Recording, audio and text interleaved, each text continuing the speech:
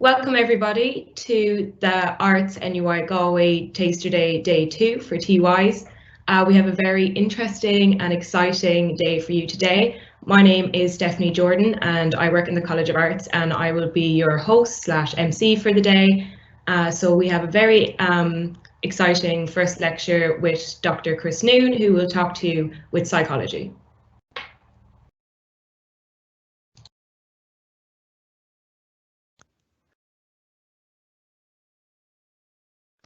So, hi everyone. It's great to be able to talk to you about psychology in NUI Galway.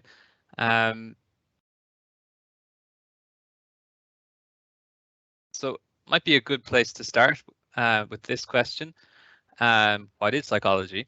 And I think a lot of people like me, when they're thinking about what they'd like to do and thinking about psychology as an option, often have a quite narrow idea of what psychology is all about.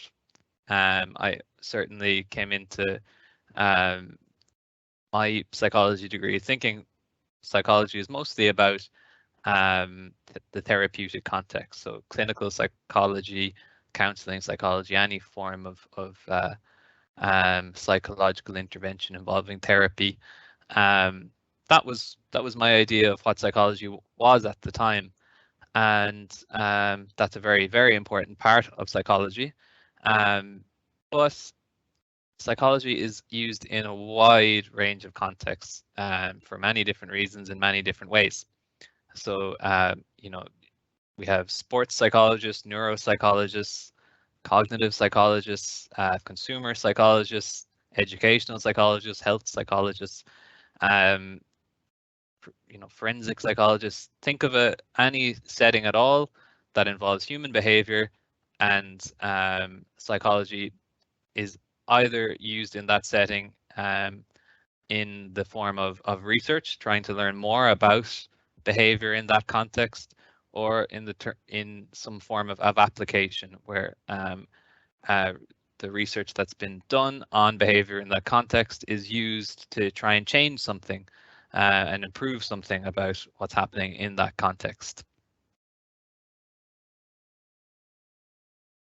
So psychology is a science. It can be applied, but at the root of what's happening in psychology is scientific research. And the roots of psychology go back to the late 19th century, and at the time there was a motivation to try and apply methods from the natural sciences to the study of human behavior, and people were interested in trying to get at what's going on inside people's minds using the scientific method.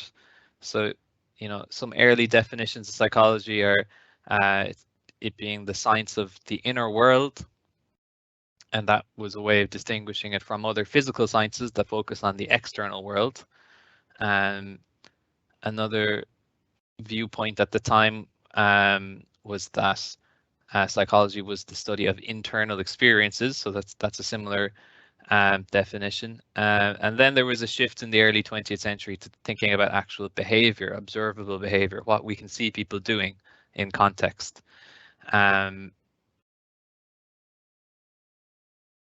So a definition that I like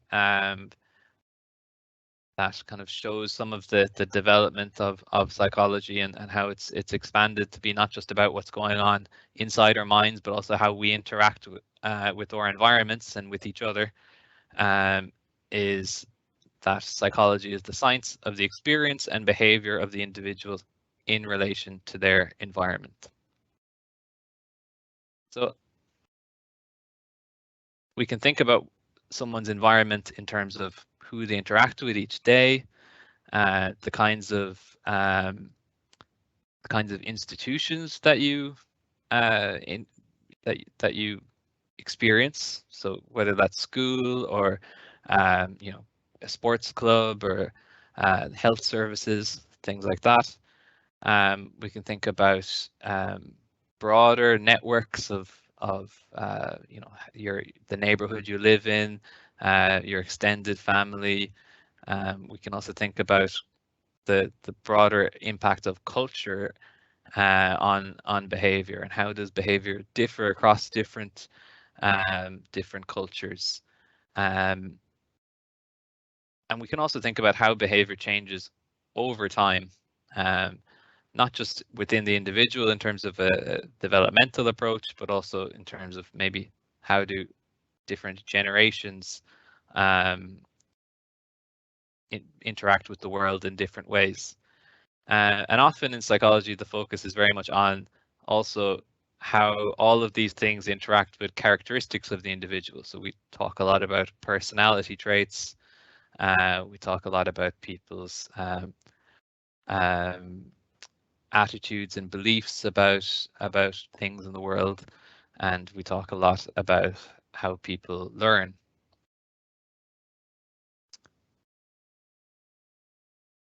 And in doing all of this, we're really trying to follow the goals of any science, which is to try and describe what's happening in the world, predict what's happening in the world, control what's happening in the world, or have an influence on what's happening in the world, and then ultimately explain what's happening in the world.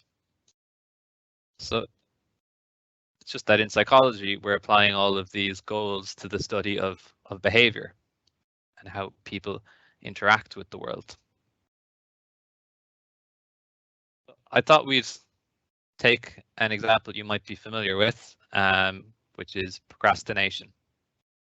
So our first step in trying to look at the psychology of procrastination would be to try and describe this behavior. So we would try and come up with a definition of procrastination. That might be,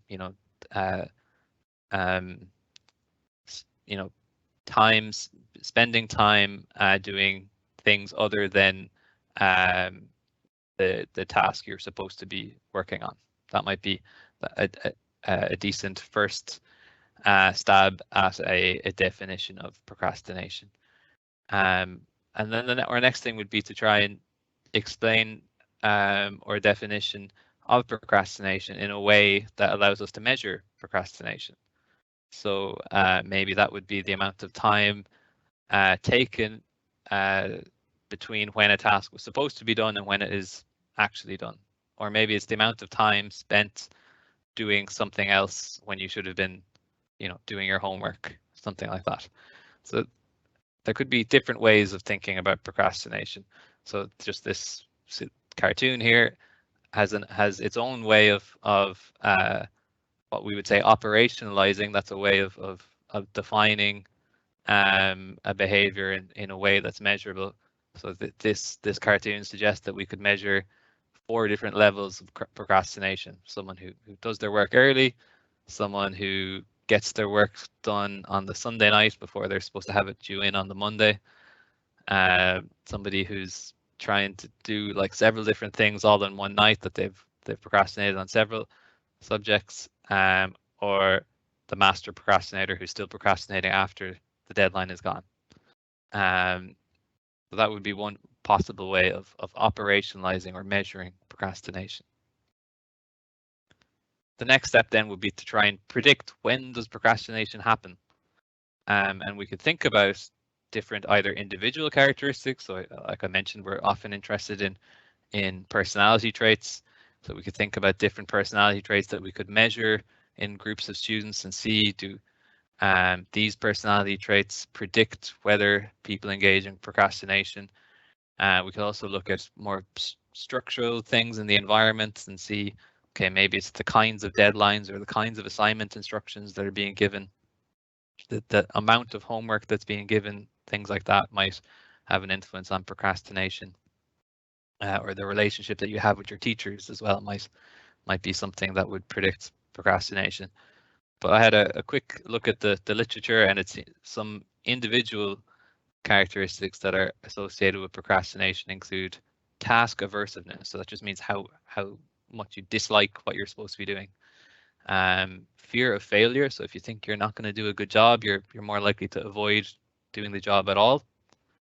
How good you are at decision making, or and how much you like to take risks, are both associated with more procrastination. Being a perfectionist, so not being able to, let something just be finished because it's never perfect enough. That is another predictor of procrastination. And other things like self-regulation. So that's how well able you are to kind of, exert control over your own behavior.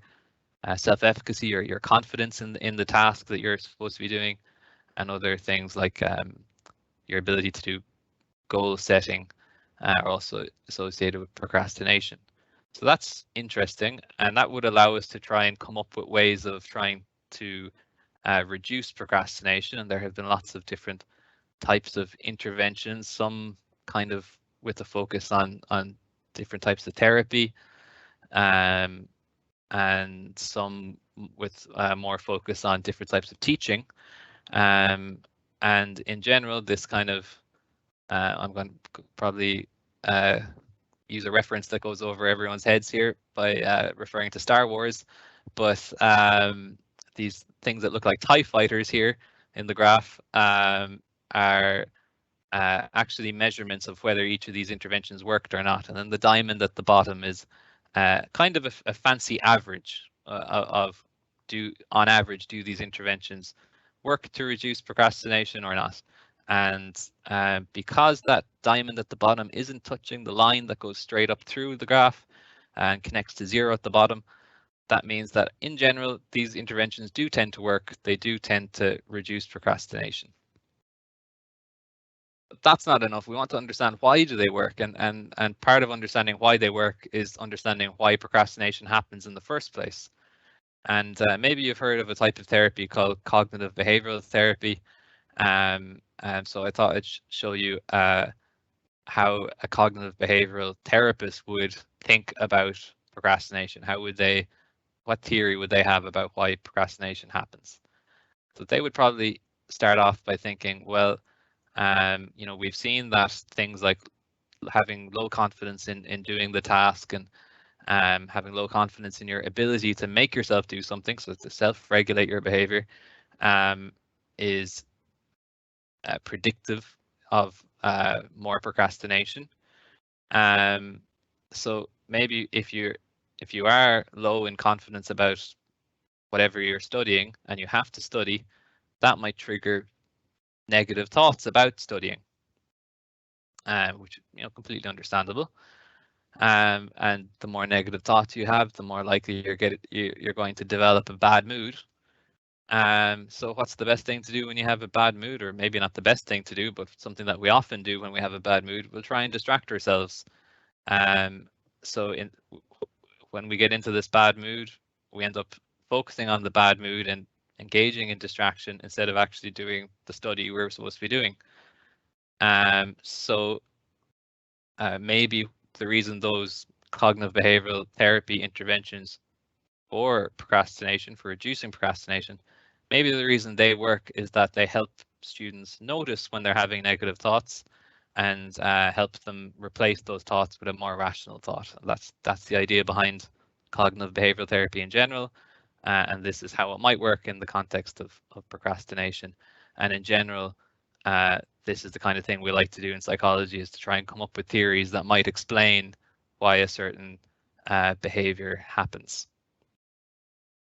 So here in Galway, we do a lot of different types of research, similar to that kind of program of research I just quickly described to you there. In general, we classify the research we do into 2 different themes. So some of us do a lot of research on health and well-being, and some of us do research on what we call brain and behavior, so cognitive psychology or neuroscience.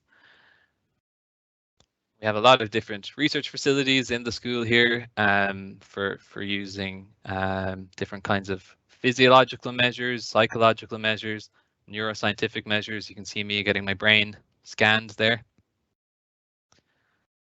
So if you come to study with us, there's a few different options. The main option is the Bachelor of Science in Psychology. It's 4 years long. You can get into it through the CAO, through the Leaving Cert, or it's also possible to get in through First Arts, which I'll mention in a moment. But if you get in through the Leaving Cert, you do first year psychology with 2 other subjects from the menu of different art subjects, and then year 2, year 3, and year 4 are all just psychology subjects. So you'll do a range of different things: cognitive psychology, social psychology, psychology of learning, developmental psychology, a lot of research methods stuff as well, learning how to actually conduct psychology research, and there'd be a work placement option potentially in year 3, also potentially a research placement or elective modules. So year 3 is very diverse and flexible. Then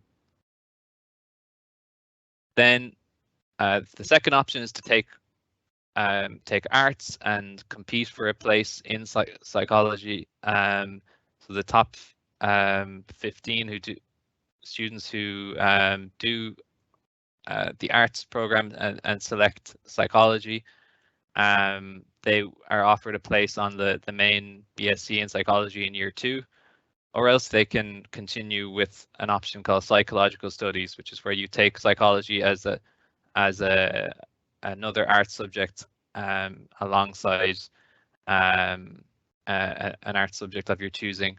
So you end up with a BA in psychological studies and whatever art subjects you chose. And you do a lot of the same things, but there are certain, you basically do half of the amount of psychology in year 2, year 3 in the final year. If you do that psychological studies, it's possible to top it up and convert it into a full psychology degree, using the conversion higher diploma. So you do 1 additional year, and then you basically do the subjects that you missed out on by not being in the BSc in psychology. And if you didn't take psychology at all, if you end up doing some other undergraduate degree, it's always possible to come back and do a conversion course, a full conversion course, which is a 2-year higher diploma, where you get to do all the subjects that are required for accreditation as a psychology graduate. Whistle stop tour. I think we have maybe 1 minute or 2 minutes. If anyone has any questions, you can go to menti.com and enter that code, or you can use this QR code, and I'll try and answer quickly. And yeah, the course here is we're in the first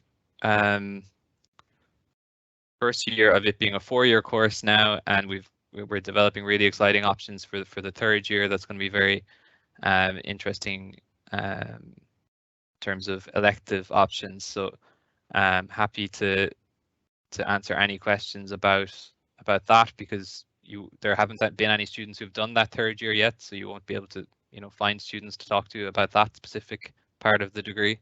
But I'll be the coordinator of that year, so if anybody wants to reach out to me about that, my email is just chris.noon@nuigalway.ie.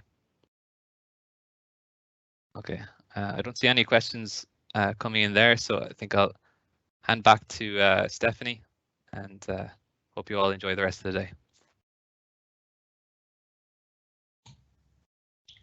Thank you, Chris. That was really interesting and fascinating talk on psychology.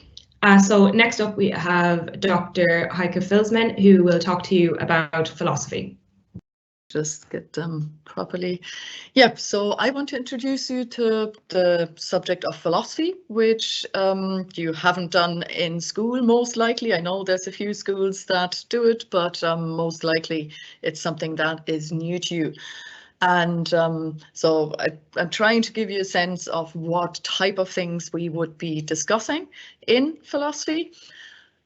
I think often when people hear the word, they think about what you do after you've spent a long evening with friends talking about anything at all in the world. That is philosophizing.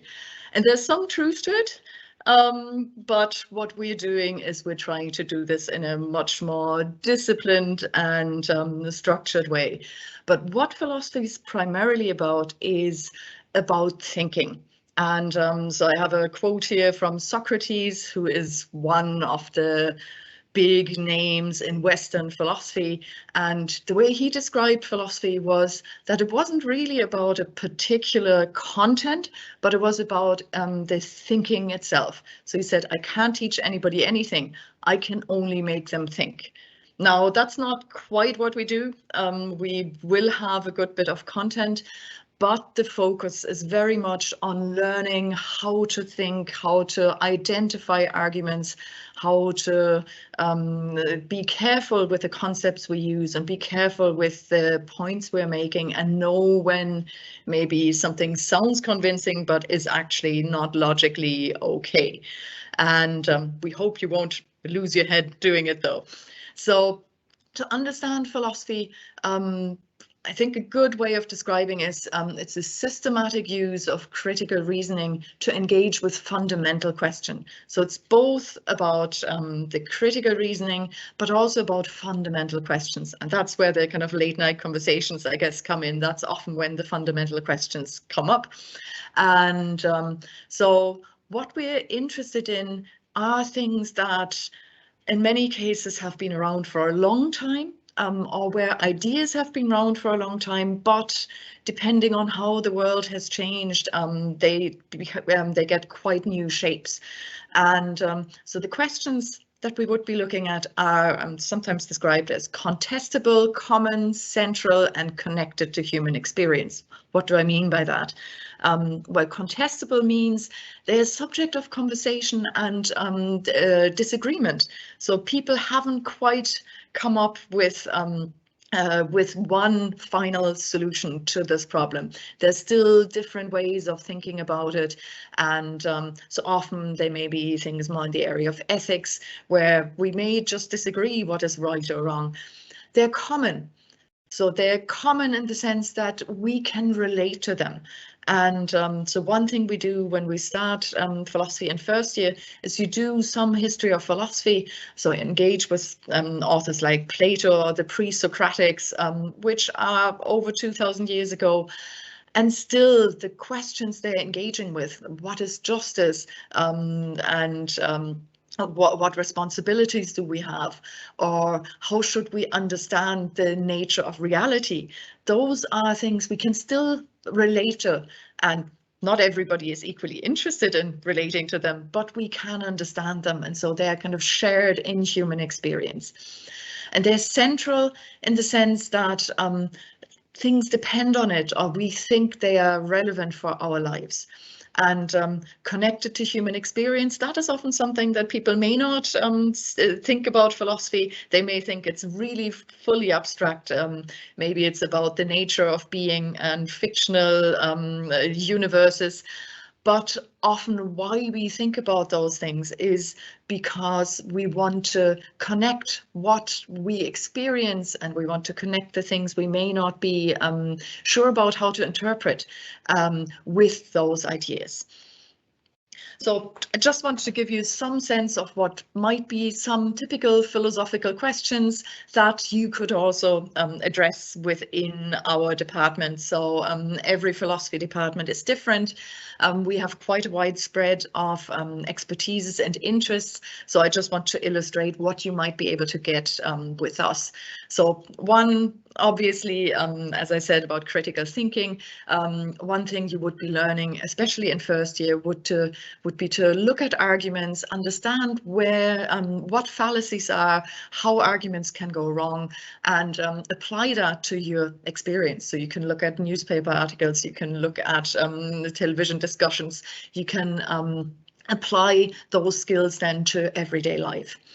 Another question that we have a few people working on would be the question, well, often when we experience things internally, is that something that we can capture theoretically? Is that something that, let's say, experience of love, for example, is it something that's outside our concepts, or are there ways of trying to understand those kind of rich and maybe vague and subjective experiences? And so the area of phenomenology and philosophy of mind try to engage with that. So for example, if you want to think about emotions, how have philosophers thought about emotions? And again, we have a long history and international and global philosophy as well that has engaged with these concerns. Very current, maybe the question, can there be a just war? And that is a question that has been discussed in political philosophy. And so we do offer political philosophy, which also overlaps to some extent with some of the political science and sociology discussions. So that's one of the overlaps I'll highlight in a few minutes.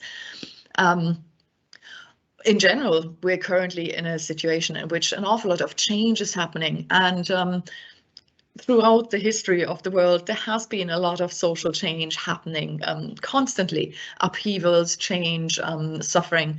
And so what philosophical concepts have been proposed to guide living through upheaval and change? And one thing that's really interesting there is to compare the philosophies, let's say, between Western and East Asian philosophy, because there are some approaches that have quite a bit of similarities. So Hellenistic philosophy, you may have heard of the Stoics, for example. They were very much confronted with this question and used some concepts that in some ways can be used to guide living, and similar, a lot of the kind of East Asian philosophy is targeted in a similar way. And so how can we understand the similarities and differences there? One big topic as well in relation to climate change, for example, is, well, how should we think about our obligations to nature, to the environment and other living beings? The Enlightenment philosophy in particular is very much focused just on human beings, and then even narrower on the kind of male, rational human beings who can be equals in society. But how do we need to kind of maybe change our ideas, and what additional concerns do we need to take into account to do justice to what is important about nature, maybe independent of human beings?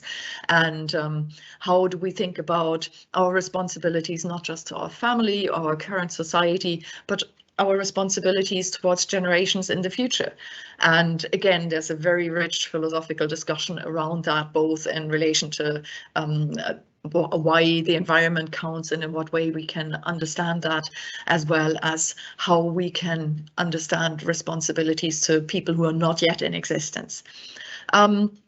Another domain would be around the responsibilities for people currently in our society.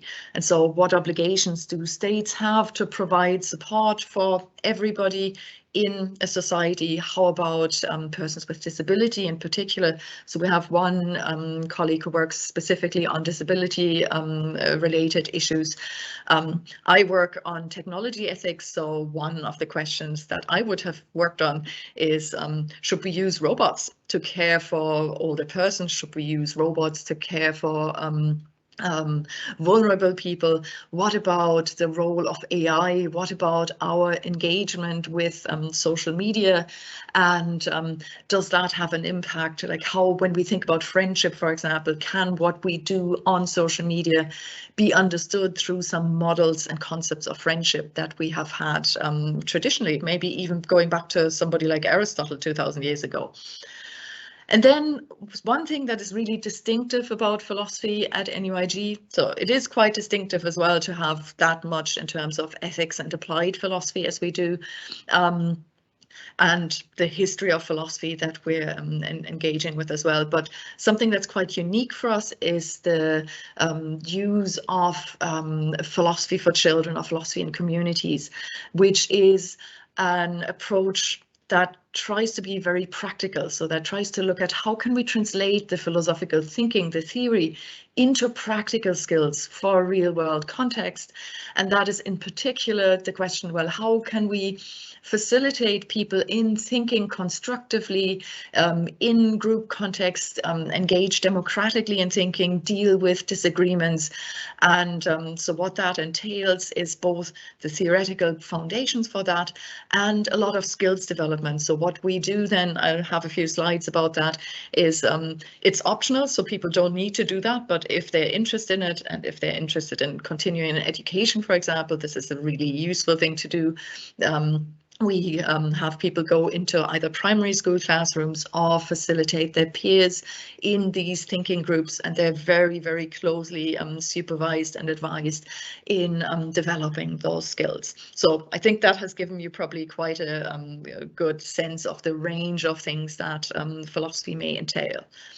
So to give it the official name, so I've given you a sense of the topics in terms of official names. So what we have a lot of history of philosophy, especially modern philosophy, that refers to post-medieval philosophy. So it's not modern in the sense of really now, but modern in the sense of the last few hundred years. And understanding what people have thought about over the history of philosophy is really important because, as I said, a lot of the philosophy questions are common. They stretch over periods of time throughout human development where certain things are just puzzling us as humans, and understanding what has been proposed by different philosophers in antiquity, in the medieval times, in modern times, in contemporary times can be really helpful. So just the contemporary, you may reinvent the wheel when things have already been thought about and mistakes have already been identified.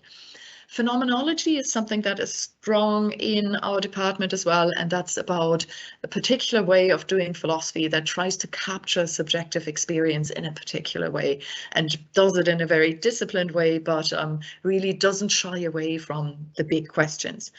And ethics, as I said, we have a lot of bioethics with environmental ethics, with technology ethics, so that applied philosophy orientation is quite strong. And so if you're interested in social justice related issues, if you're interested in understanding our responsibilities and all those dilemmas that we may be encountering, that is one big strength in our department.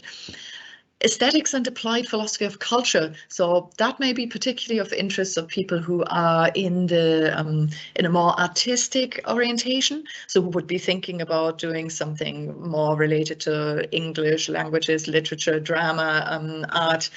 And so we do try to bridge the practice of art with the theory. And we actually have some modules that have some practical placement options as well, and where we are trying to get you to, again, publicly communicate about those themes in the philosophy of culture, as well as in the technology ethics. We also try to have people do outputs that are communicating with the general public, so to cover a few more transferable skills. Logic and philosophy of science. That is really kind of the core of old ancient philosophy and the core of the critical thinking skills.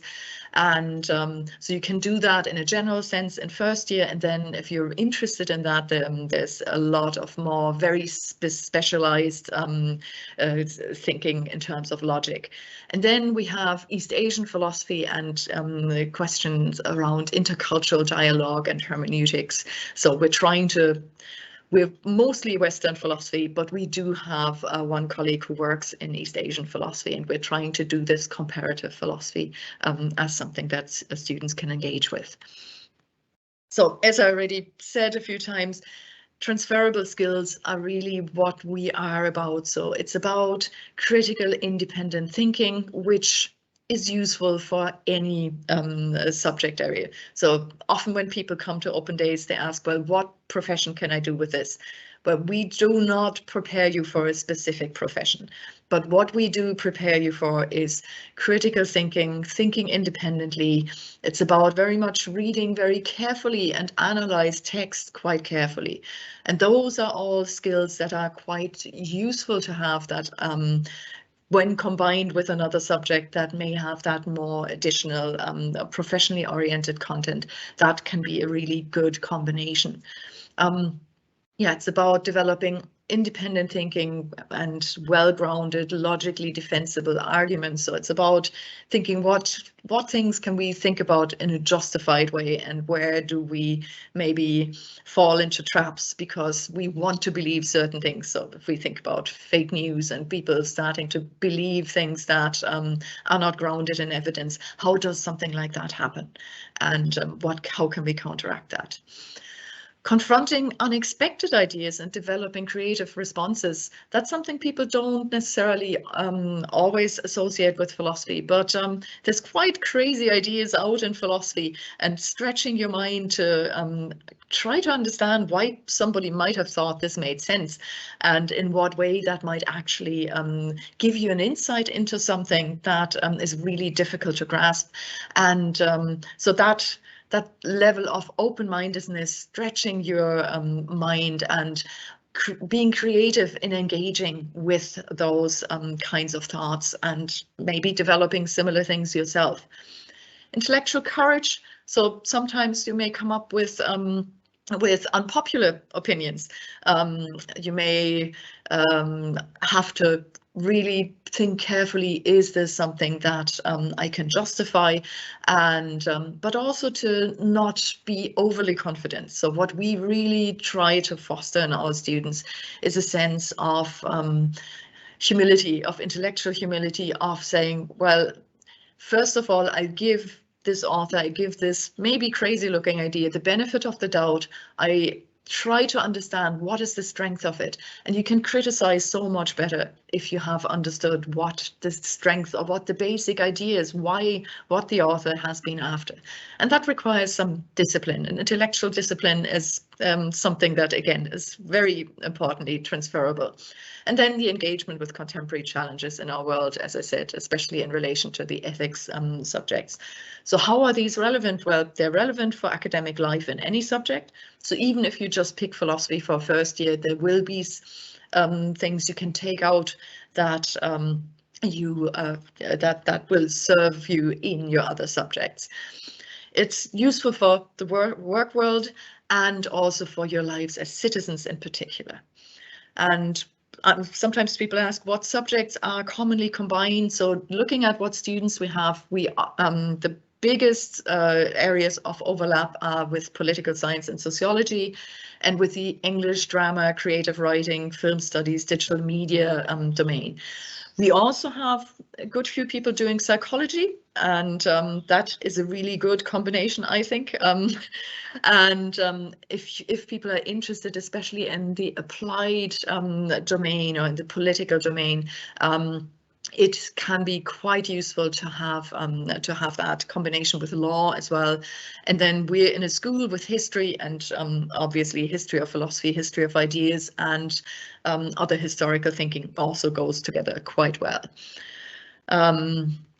Yeah, so I just want to briefly introduce you to the Philosophical Dialogue project. So that's our project in which we try to make philosophy practical, where we bring philosophy into the community and where students work with groups of peers or with school children. So you obtain pedagogical knowledge, communication skills, teamwork skills. It is really, really rich. Now, it is something that isn't for everybody, and but for those who choose it, I think it's very, very enriching, and it's a lot of fun. Yeah, so this is some of the work done with primary school students, where they basically have children of all kinds of primary ages engaging with identifying philosophical questions and then engaging in constructive dialogue among each other. And it's quite amazing the things that the kids come up with. It's often very deep and very significant questions, and well argued. So this is us in a small house. So we're not that many people. That's our department, and we're all quite approachable, we hope. And yeah, so just in general, we are part of the general BA in arts, And there's 3 modules that are obligatory for everybody in first year, and then it depends on whether you're on a 15 ECTS subject or not. So in that case, there's an additional module. And yeah, we're available as a minor as well. And if you have any further questions, please contact us here at the philosophy admin at NUI Galway email. Thank you very much.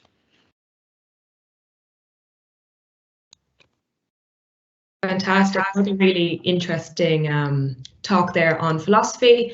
So guys, it is now 10:40. We are going to take a quick 10-minute break and we're going to be back here at 10:50 for 2 more really exciting talks before another 10-minute break.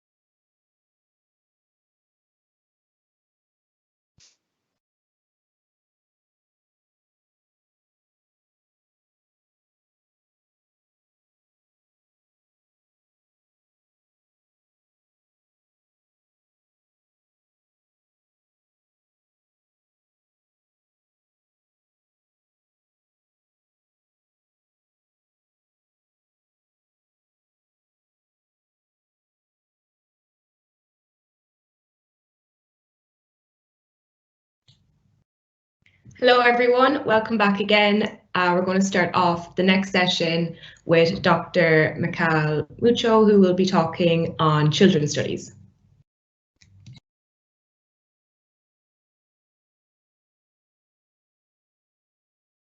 Okay, so I'm actually not going to talk about children's studies, and I'll explain why. So my name is Michal Molcho. I'm the head of children's studies, and you know, this is not an open day. This is a taster day. So instead of talking about children's studies, what I'm going to do is I'm going to invite you into a class, into my class, one of the classes that we give on the first week of children's studies. That will give you a sense of what is the concepts that we're dealing with in children's studies. And then if you have more questions specifically about the program and what you do after that, come back to me and ask questions. But for now, what I really want to do is to really give you a taste of our first week on college. And on the first week on college, we asked the basic question, what is a child? How do we define a child? Now, when we are on campus, what we do is we ask our students to tell us what their definition or what their understanding of children or child is. And then we come up with something like this. Okay, where our students are given a pen, and they go to the board and they write. And you can see that some of the, when people were asked about what is a child, they said naive, crazy, creative, impatient, intuitive, gullible, honest, open, and you can see the different writing because these are students, young human, developing, innocent, and these are the kind of things that year on we see people describing children to be. So first of all, I always go back to my students and say, when we're talking about children, we're looking at the legal age, which is 0 to 18. Whereas a lot of what's written here is thinking more about the young child, 5-year-olds, 6-year-olds. But actually, we're talking about children in the whole breadth of age ranges. Arguably, and I'll say that later, we're pushing adolescence, or we understand now that adolescence ends at 24. And there's the question, why do we even stop at 18? And there's reasons for that, but they're mainly to do with the need to recruit people to the army in the 18th century and 19th century in the UK. And because up until then, children was defined until the age of 21, they couldn't recruit them to the army. So even the definition, the legal definition, is pretty much arbitrary. So to understand where this is coming from, we do need to talk a little about the history. And there's a lot of interesting historical understanding of what is a child, where is the child coming from, what is childhood. And if we're going for, we are situated in Europe, and so by and large, Europe is a Christian continent, be it Catholic or Protestant. And from that perspective, childhood is stemming from the original sin. And if you're Catholic, then the child will be baptized to clean them from the sin. Or if you're Protestant, they'll be taught obedience and submissiveness to clear them from the original sin. And this is where, in many ways, when we're looking at childhood, this is where it's coming from our theological point of view. But that also informed how children were raised. Then, when we're looking at how children were raised during before industrial time, when people were working in smaller communities, living with their extended families, children were basically were seen as small adults. They can take care of themselves from the minute they can walk, and they'll be grand, essentially. Okay. When we move on to the age of enlightenment, where we started to have more appreciation for education, there was an understanding or a change in view where children were no longer seen as small adults, but rather as future adults, which to some degree we still do now. We look at children rather than an asset in and by themselves as an investment in society. So during the period of the Enlightenment, children were really seen as something we need to invest in. Therefore, we need to educate them, we need to teach them, we need to skill them. And later, in the Romantic period, children were idealized. So some children from upper classes would be seen as, you know, you'd see the angelic photos of young kids with little, you know, halos, while at the same time, those that were less privileged were enslaved and working basically for nothing. So after the Industrial Revolution, children at the age of 8, 9 were already working, which is something that we now understand is not acceptable, at least in some parts of the world. Today, children are seen as members of the family. They are seen as, they're seen as being cared for as part of the family. The family is the ultimate place to raise a child. However, in our context, the context of the current state, when the family fails the child, the state will take over, and that's where we have services like TUSLA, which is another thing that we cover in our degree. We're talking about the different services that exist, how do they exist, and what does that mean when the child fails, the family fails the child. A lot of the work that is done on children right now is informed by the UN Convention on the Right of the Child. And to be fair, the whole degree of children's studies is based on the UNCRC. And according to this declaration, childhood is a separate place from adulthood, and recognize that what is appropriate for an adult may not be suitable for a child. In other words, children are not just small adults. They have different needs, they have different abilities, and we need to cater for them. One of the major things that changed in the late 80s of the previous century is the understanding, and through the Convention on the Right of the Child, is the perception that children are the holders on their own right. And that means that the rights of a child is not just because they are members of a family and come with that, but they are their own rights. And for Ireland, I think it was 2009, when we had a referendum that questioned the primacy of the family. So our constitution in Ireland is based on the Catholic faith. And according to the Catholic faith, there is the primacy of the family, which means that if the rights of the family override the rights of the child. So for Ireland to fully ratify and accept the Convention on the Right of the Child, to accept that children are the holders of their own rights, as opposed to being passive recipients, we needed to go that step and actually change the constitution and accept that children are not just members of the family. They are, in and by themselves, as members of society with rights. So they don't have voting rights, but they don't have any other rights. And that's a big change, and that's a change in paradigm. This is something that means that we need to view childhood differently. This comes together, the late 90s of the previous century, with the concept of family time, of creating memories, and that is something interesting to us in the context of history. And the way I look at it, and drawing from the historian, one of the key historians of childhood, is that there are fewer kids now. Okay, there's no longer those large families that live, extended families, a lot of children. There are fewer kids, and when you have resources that are scarce, you need to start investing in them. And I believe that to some degree, this is when we had the Convention of the Right of the Child, the recognition that children, it's going to sound terrible, are not disposable, okay? And so we need to invest in them.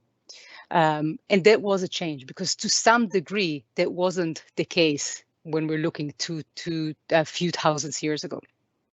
Okay, from the times that children were supposed to be heard, but not seen, but not heard. The whole idea of the Convention on the Rights of the Child is that children need to be heard. We need to give them a voice. We need to give them the space to have a voice, and we need to give them the audience to listen to them. So this is what our program is all about. Okay, it is about giving children voice, finding a way, the space, finding a way to allow children to have a voice and listen to them.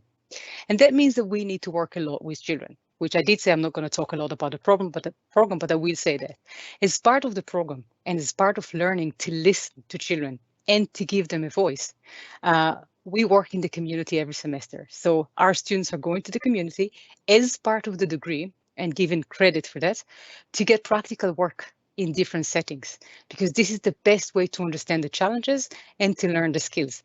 So if Dr. Felsman before me spoke about transferable skills, this is one of the things that we have embedded in the program, working and getting that experience from the very beginning. I'm going to go and talk a little bit about definition. So we talk about the history, we talked about the most current big thing that happened, which is the UN, the United Nations Convention for the Right of the Child.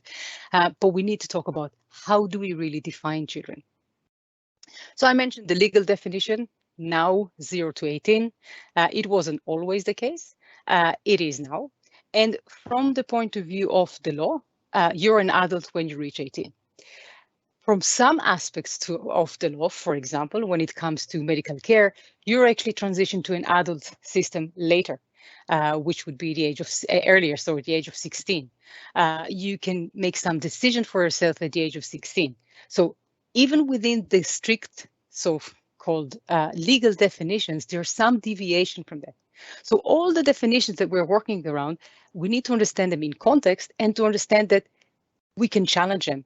And when we can challenge them, when we can challenge something, we probably should. We should question where this is coming from and what is it serving. We have developmental definitions. So the first to speak was Dr. Noonan, Chris, and he was talking from the point of view of psychological. And a lot of the developmental definitions are drawing from psychology. So psychology would be, if you like, psychology took over understanding of children. We will talk about the politics of science because it's actually quite interesting to see who gets control and how and why. So a lot of the definitions are, okay, at what point a child is developed enough to be an adult. These definitions are seeing children as future adults rather than children, okay? Most of them. They're waiting for children to go through stages until they're ready, if you like, for adulthood. And that's a definition. So defining, depending on what theory you're going by, the most common theoretician that psychologists, developmental psychologists, to talk about it was a person by the name of Piaget. And according to him, you reach your final level of development at the age of 11 or 12 in terms of your cognitive development. However, when we're looking at the physical and the biological definition, we can see that there are some challenges there. First of all, physically, from the point of view of hormones, from the point of view of growth, you don't finish growing at the age of 11, okay? Girls start maturing earlier, boys start maturing and end maturing later. But if we just look at the biological definition, we can see that there's different times. And if we go just by that, we could potentially argue that boys and girls enter and end and exit childhood at different stages of their lives. And that brings us to the most novel approach, which is brain development. Our understanding of brain development during adolescence and childhood is quite interesting and it's quite novel. The first main publications were released in 2005 to 8, and we're still growing. And that's to do with our ability to do imaging, brain imaging. From the brain development perspective, when we're looking at the phases of the brain development, there are two big phases of changes, which is between about 2 and 5, and then later in adolescence. And we're going to talk about in the program when we're talking about children's health. And then when we talk about transitions, from that perspective, actually adolescence ends for about 22 for girls and 24 for boys. Okay, why? Because the brain develops differently. Okay, so these are definitions that are used. Arguably, when we're talking about developmental definition, physical and brain development, these are global. Okay, because while societies may be different, cultures may be different, from a biological evolution point of view, we are still all aligning to the same way of developing, okay, the same pathways. And that brings the question, if those aspects of development are actually physical, biological, does that mean that childhood is a global concept? And that brings us to question, what is childhood? How do we define child? And if we go back to the first slides when we're saying, or the second slide, of how our students define children, we can see that actually childhood is experienced very differently across the world. That this is just 2 slides to show you what some girls in India have to go through when they're made maids. So there's no school for this girl. She needs to move away to support her family. And this is a guy from Pakistan. And again, at the age of 7 or 8, he would be working already 10 to 12 hours a day, to help their family. So yes, it could be global, but the bottom line is that there's very different experiences depending on where you work, where you grow up, okay? So we have our own experience, your experience of childhood, the childhoods that we see around, which is relatively protected, safe, arguably too safe. But then we have people that grew up in China. China had a rule for the one-child rule, which means that there's generations of children that grew up without siblings. And stop thinking about it. What does that mean? That you have no siblings and no one around you have siblings. This has only been relaxed recently. We have children that grow up in Africa and may not have any access to school. Or if they do, school may be very far. And if they're girls, they're likely to leave school earlier. Okay? There are quite a few street children that live in the streets and pick their food from garbage places. So essentially, childhood, maybe in terms of your biological age, is global, but the experiences are very different. And that's true for where you're from, but also throughout history, okay? From pre-industrial large families to the nuclear families, what we see now. And again, I mentioned the Romantic period and then children's rights, what we saw with the UNCRC. And of course, now we have another big shift, if you like, of childhood, which the exposure to media, and especially social media, which just does change the experience of childhood. Now, you grew up with social media. So, you know, we consider you to be social or digitally natives, but it doesn't mean it doesn't impact you. So what we see, how we see it, how children grow within that environment, while we call it a virtual environment, it's a very real environment. So that's another thing that is changing. To some degree, it creates more similarities because you can be exposed to other experience and have shared experience, if you like, globally. And to some degree, it creates more separation between those that are more well off, if you like, in terms of their the assets that they get from social media, and those that are not actually are on the other side, on the side of being bullied, on the side of being excluded. So just to conclude this taster of first class, when we're talking about childhood, we need to bear in mind that this is a changing phenomenon. It's not stable. It's changing throughout time. It's changing throughout spaces. And we need to avoid criticizing people whose life are different to us. Okay, it's very important. We need to respect that there's different childhood, but that doesn't mean that they're better or worse childhood. Okay, so we need to drop this sort of value-based approach. We need to accept that we know that all societies accept that children are different to adults, but the question is how. And by and large, there is the understanding that children have different qualities and particular qualities and needs. And we just need to look at childhood and how they are seen from various disciplinary aspects. And this is what children's studies is going to bring. It's going to bring to the class the philosophy of children, psychology of children, sociology of children, history of children, to explore the different ideas and how they impact children's life. Now, this is just a taster. If you want to know more about the program, please get in touch with me. This is my email address. And you're more than welcome to look at our webpage, to get in touch, to ask questions, and we will answer, and we'll be very happy to welcome you on our program at some point. Thank you very much. Great, thank you so much. Really interesting lecture. And if any of you go on to do children's studies, you won't have to attend the first lecture now. You've it all done. But moving on now, we will have Deirdre, Helen, Casey, and Deirdre, Dr. Deirdre Hardiman, who will talk on child, family, and youth. Good morning to you all, and welcome to the BA in Child, Youth and Family Input. We're delighted that you're here to listen to us today. And this input will be presented by my colleague Deirdre Hardiman and myself, Helen Casey. And we are the programme coordinators for the BA in Child, Youth and Family Policy and Practice. So hopefully in this short insight, we'll give you a little bit of an overview of what the programme is about, a taster and insights into our programme. And also we will offer you opportunities to connect with us into the future.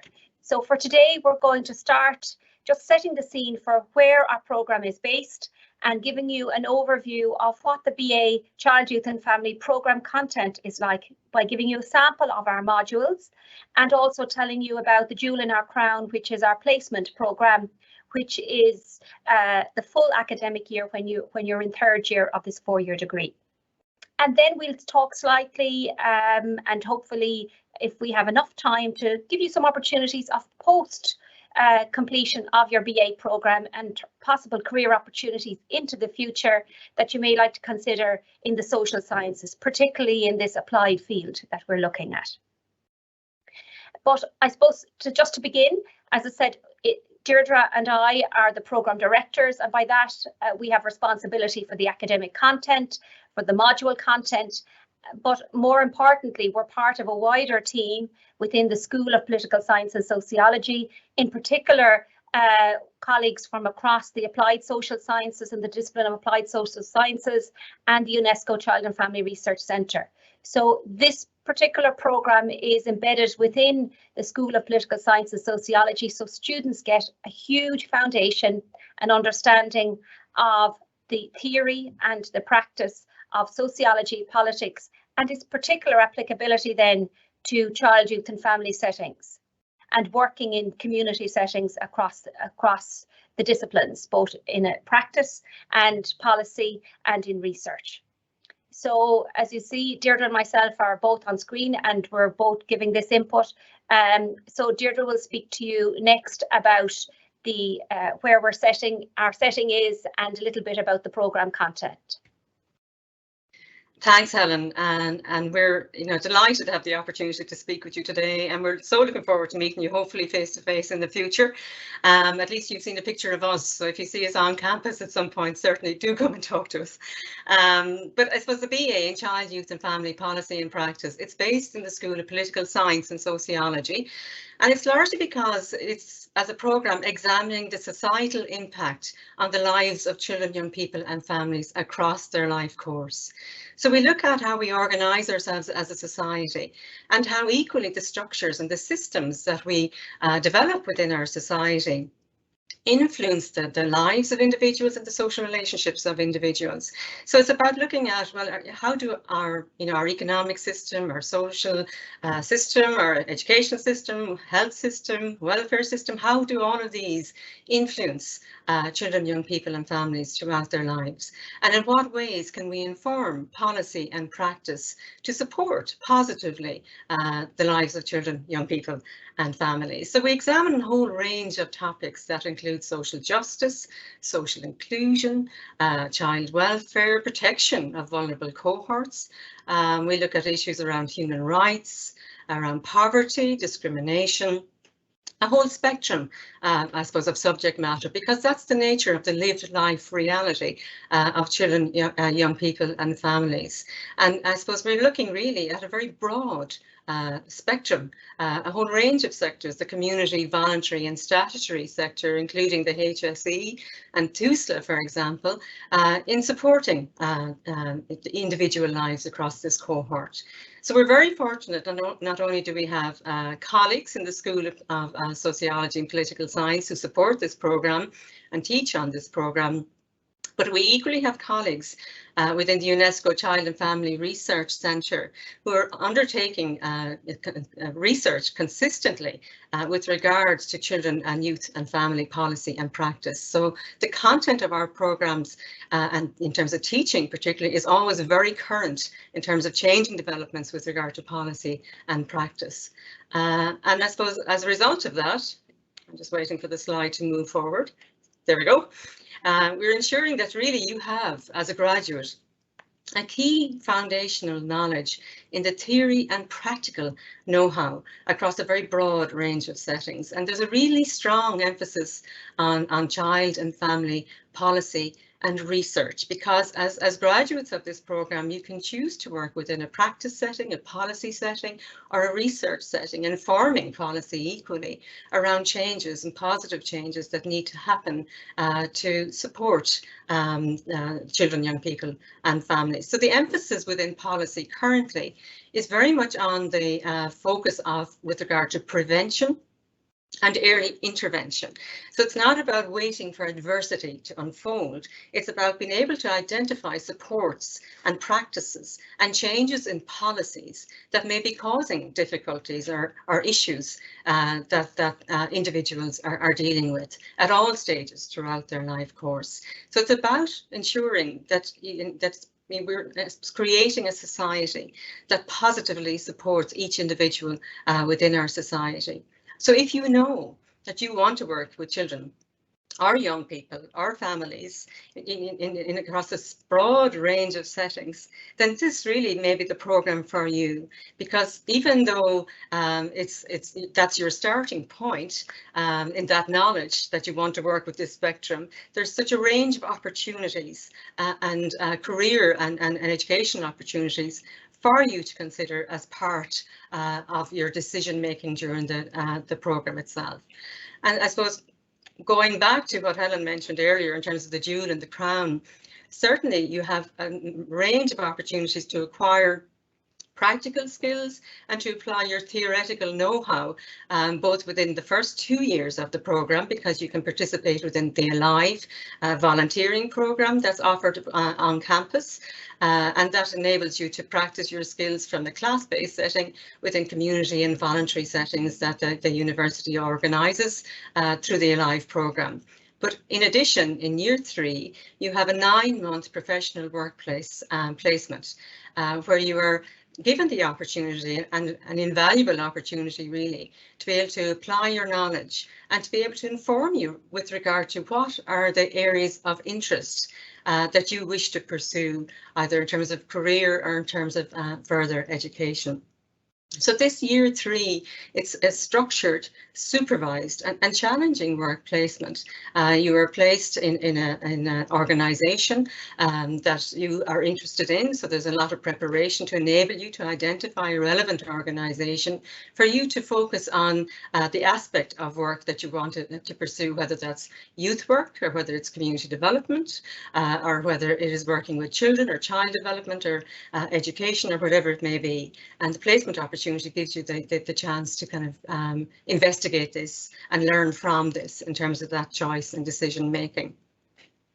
So I'll give you an indication of some of the placement settings that students have gone to for their year 3 placement. It's very broad, and these are just a sample, but we have Tusla, Simon, Froiga, Bernardo's, there's Crina Galieva, Ability West, Bohermore Youth Development, Galway City Partnership. So all of these give you an indication as to the settings that students have been currently on placement, and there is still, I suppose, a spectrum of others that are coming to the offering for you to decide on and to explore. So the placement, I suppose, in terms of historically, where students have gone on placement, it's education settings. They educate together. Primary school settings are particularly of interest for some students. Community development, partnership structures, family resource community settings. There's also youth work. There's community education settings and supports, social care, homelessness, child protection, disability and direct provision. So that just is to give you some sense as to the, I suppose, the multidisciplinary nature of this program, that it gives you those opportunities to be able to move within a whole range of different pathways once you determine which of these is of greatest interest to you. So one other, I suppose, source of information, this just gives you a sense of some of the modules that we covered throughout the 4 years. So we'll be posting this information to our webpage, and you'll be able to access that detail. And we will be posting some recordings equally of some of the placement experiences that our students have spoken about, just to give you a greater insight with regard to that. However, I'm conscious of time, so I'm going to move on, and we'll let you investigate those modules in your own time, and certainly come back to us with any queries you may have. But I'm going to hand back to Helen, who's going to talk through the sample timetable to give you a sense of what that would look like. Yes, thanks, Deirdre. So this is just an example of a current timetable that we had for 21-22 for the first semester.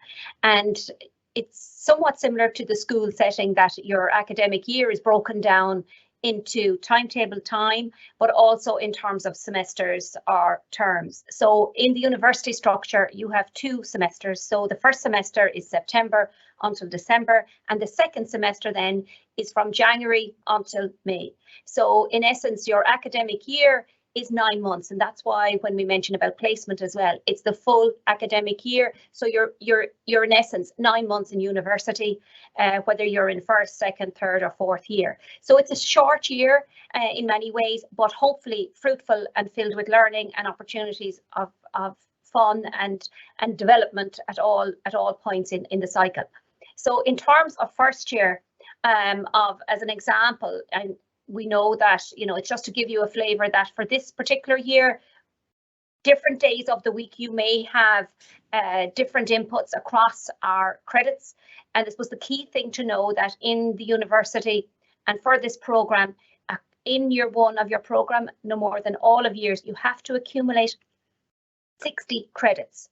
And those 60 credits are broken across the 2 semesters. So 30 credits in the first semester and 30 credits in the second semester.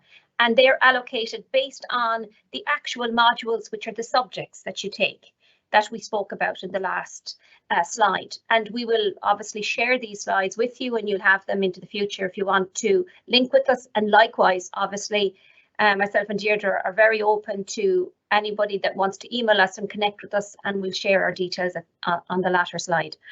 But really, I suppose, in terms of your academic day, when students have a lecture, they're normally around 40-45 minutes, unless it's a double session, and then it goes up to 90 minutes. And we're delighted that, you know, that we'd be able to have in-person classes with you by the time you will be back on campus fully, if you're currently TY students at the moment. So post-COVID experiences of face-to-face engagement will be even more fruitful for all students.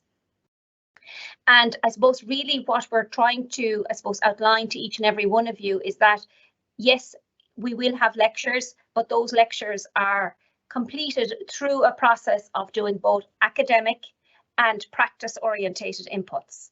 So it's not just a lecturer talking to you or about a particular topic. It's engagement. Peer-to-peer learning is really important. Small group activities and sharing your own valuable experience as young people in the field, and also connecting with those who have published in the area, or practitioners in the area, or experienced lecturers and teachers in the discipline.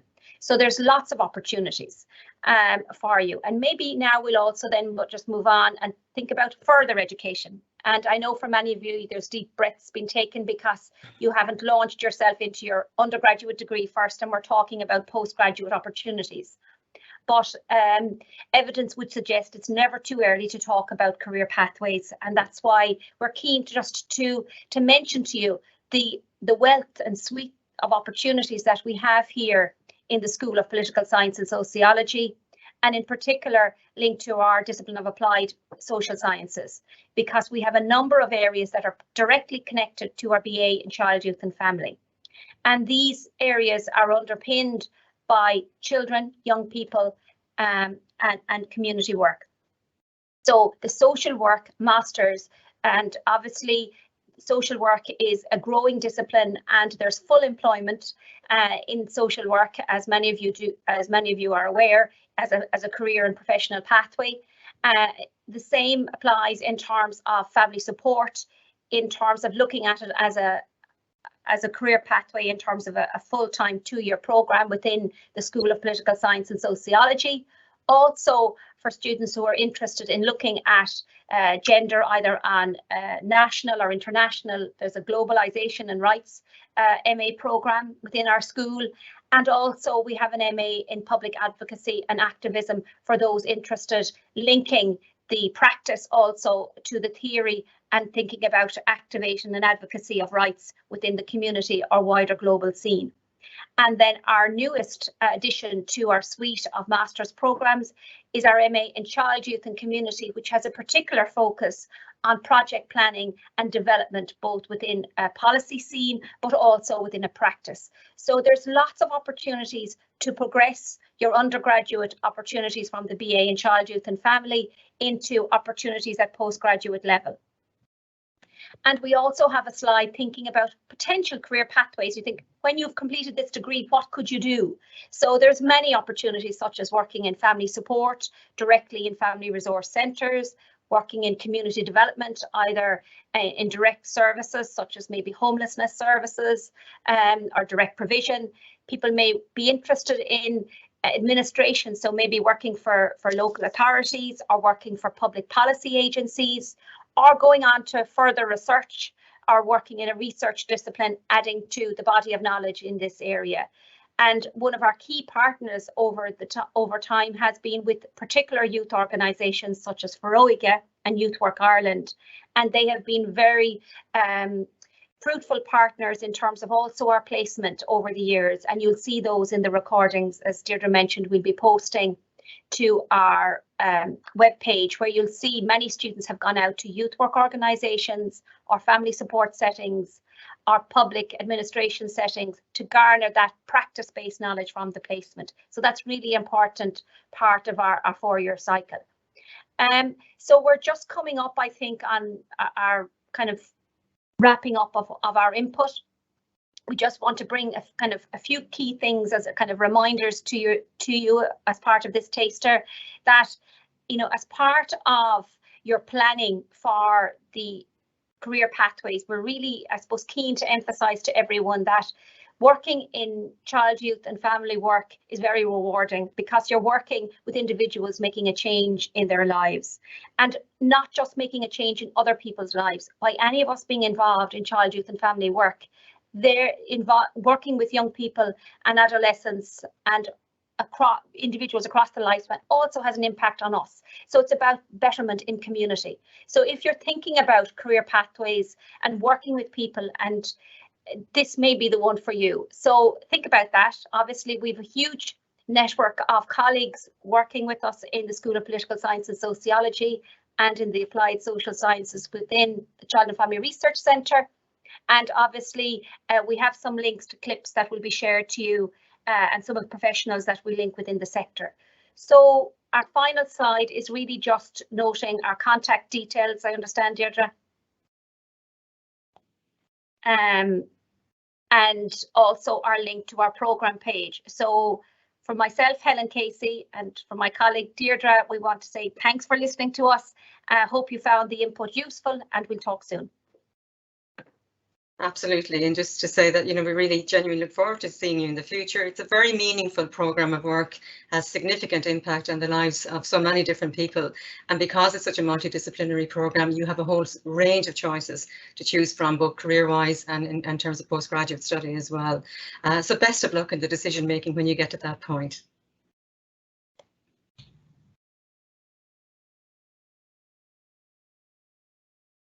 Great, thank you both so much for another very interesting and informative talk. So we're right on schedule. We're going to take another 10-minute break now, and we will be back here at 11:40, and we will have our final 3 talks of the day.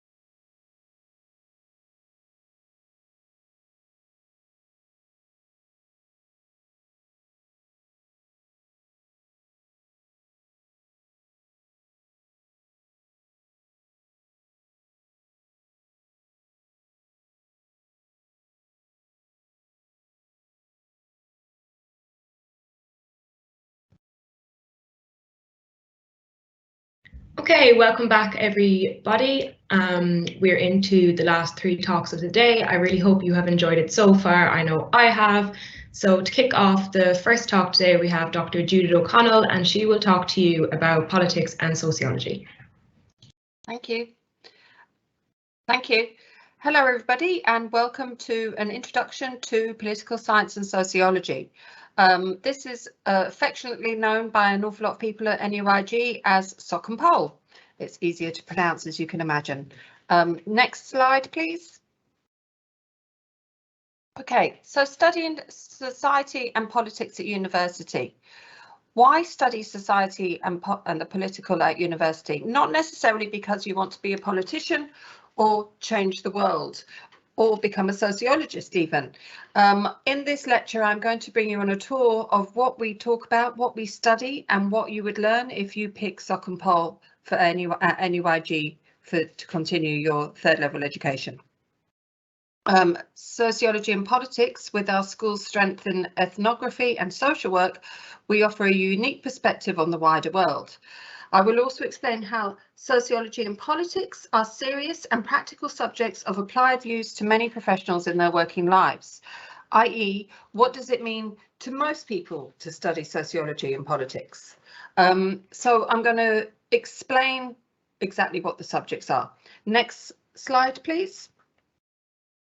All right, so let's have a conversation about where we are and how we got here. Sorry, my words. Next slide, please. So this slide, if you want to understand this, change this or sustain this, then this is the subject for you. So what does that mean? Okay, so when you go about your daily life and you wonder about the world, you wonder about the impact of the war in Ukraine, why does everybody seem so upset about it? Why are the politicians talking about it? What does it mean they're cutting off the gas supply? If you want to understand day-to-day lives of the people that surround you, you know, why do some people never seem to be able to get out of poverty? Why do we have some generations that families that seem to slide through life easily, achieving everything that's within that they seem to want to achieve? Why are there differences? Why are people poor? Why can't some people seem to be able to get work? These are the kind of ideas and challenges that we discuss and we want to talk about. I'm a sociologist. I apply sociology to political science. I want to understand why we live the way we live. Some sociologists might specialize in, I don't know, the living habits of people in rural France. Other people might only understand, their whole work might be the sociology of war. Why do countries go to war? What does it mean? Who benefits from war? Who decides we're going to war? These are the sort of things that sociologists talk about. Why is there violence at football matches? Etc, etc. Why are we neutral? Why is Ireland as a nation neutral? So we discuss all aspects of society. Next slide, please. Okay, so first of all, I'm going to talk to you exactly about what sociology is. Okay, and then I'm going to talk about political science. So sociology is the academic discipline dedicated to the systematic study of society. So in 1st year, We give you a basic understanding of different aspects of society. And then as you go through your degree to second and third year, you specialise more and more into things that interest you. So by the end of your degree, you have an option of about 20 different modules and you pick exactly what you want to study. Okay, so next slide, please. Okay, so to give you an example of what we talk about when we talk about society, it can mean any aspect of society. So we talk an awful lot about culture. Now, this means different things to different disciplines. So philosophy, they would talk about the aesthetics. And when they mean culture, they mean art, music, literature, opera. We also talk about those and the importance of things. But when we talk about culture and culture in society, we're talking about how do we live? What, like, for example, why do we use knives and forks, but people in China use chopsticks? Okay, why do Americans use their knives and forks differently to people in Europe? We look at every single aspect of society. It's about how we behave in our societies, dating behaviours, unspoken cultural behaviours. For example, different attitudes around, say, weddings. In America, if you go to a wedding, you normally go to what's called a rehearsal dinner the night before the wedding, which is where the family of the bride host the out-of-town guests for the wedding. We don't do rehearsal dinners in Ireland. We have other things that we do. In England, weddings are normally finished by sort of 11 o'clock midnight. Here they tend to go on much later. For example, a funeral is a big part of Irish society. It's a way we support other members of our community, or we are indeed supported ourselves. And there are very definite unspoken behaviours associated to that. Here in Ireland, it would be expected that neighbours attend funerals. You might go to a work colleague or school friends, relations funeral, even if you hadn't met them, to show support for the person that you do know. If you contrast this to, say, England, funerals are very different. Grief is perceived as a private thing that you do on your own. It is not expected that neighbours or people that know you distantly would turn up. Your work colleagues wouldn't turn up either. In effect, funerals are almost like a invitation only basis. So these are the sort of things that when we talk about culture and society, we're looking at all aspects. It's particularly the things that we take for granted in our own society that we don't talk on or don't comment on. But if we went to a different society, we find odd, whereas they think it's normal. So to give you an example of this, there's a reading here that I've put up, and it's by Horace Minor, and it's about a group of people called the Nakarimina. Okay, so he talks about the way that they live and what he finds interesting observing them. Okay, so here we go. The fundamental belief underlying the whole system appears to be that the human body is ugly, and that in its natural tendency is a debility and disease. Incarcerated in such a body, man's only hope is to avert these characteristics through the use of the powerful influences of ritual and ceremony. Every household has one or more of these shrines devoted to this purpose. The focal point of the shrine is a box or chest which is built into the wall. In this chest are kept the many charms and magical potions without which no native believes he could live. These preparations are secured from a variety of specialized practitioners. The most powerful of these are the medicine men, whose assistants must be rewarded with substantial gifts. However, the medicine men do not provide the creative potions for their clients, but decide what the ingredients should be and then write them down in an ancient and secret language. This writing is only understood by the medicine men and by the herbalists, who, for another gift, provide the required charm. Okay, so that sounds really interesting traditions for the Nakarimina, if I could pronounce it properly. Now, I'll give you a little insight into that reading. There are no such people called the Nakarimina It's actually based on observations of Americans. But the point that Horace Minor is making is that every culture is alien to other cultures. There is no base culture that is correct or right. We are all alien and different and worthy of observation and understanding. In this reading, he's basically talking about your bathroom cupboard. Yeah. If you open your bathroom cupboard, or in my case, in my house, the kitchen cupboard, I have a rake of vitamins. I have a packet of Panadol. I have, you know, I have stuff to help with if my children have got a dodgy tummy. Yeah. So this is what he's talking about. We all have cultural habits that seem odd to others. So we study that, and we particularly study that which we ignore. Like if you take, for example, I'm not going to ask you, I can't ask, it's recorded, but like many of you have pet cats or dogs or fish. Somebody probably has a pet rat or a mouse or a gerbil. Yeah. In other cultures, this would seem bizarre. Yeah. You know, with pet cats and dogs, we keep them inside. Some of us have special pet beds for them. We have feeding bowls. We go, we buy them food. We think about what food we're going to get. We might buy them a different food because if they keep their coat looking shiny, etc., etc. In other cultures, people kill dogs and eat them. Yeah. So never mind keeping a tarantula. So these are the things that we don't think about that are interesting. Okay, so sociologists are really study every aspect of society, from pet ownership to funeral rites to warmongering to people's washing habits even. Okay, so that's what sociology is about. Okay, next slide, please. Okay, so the sociological perspective is about understanding society.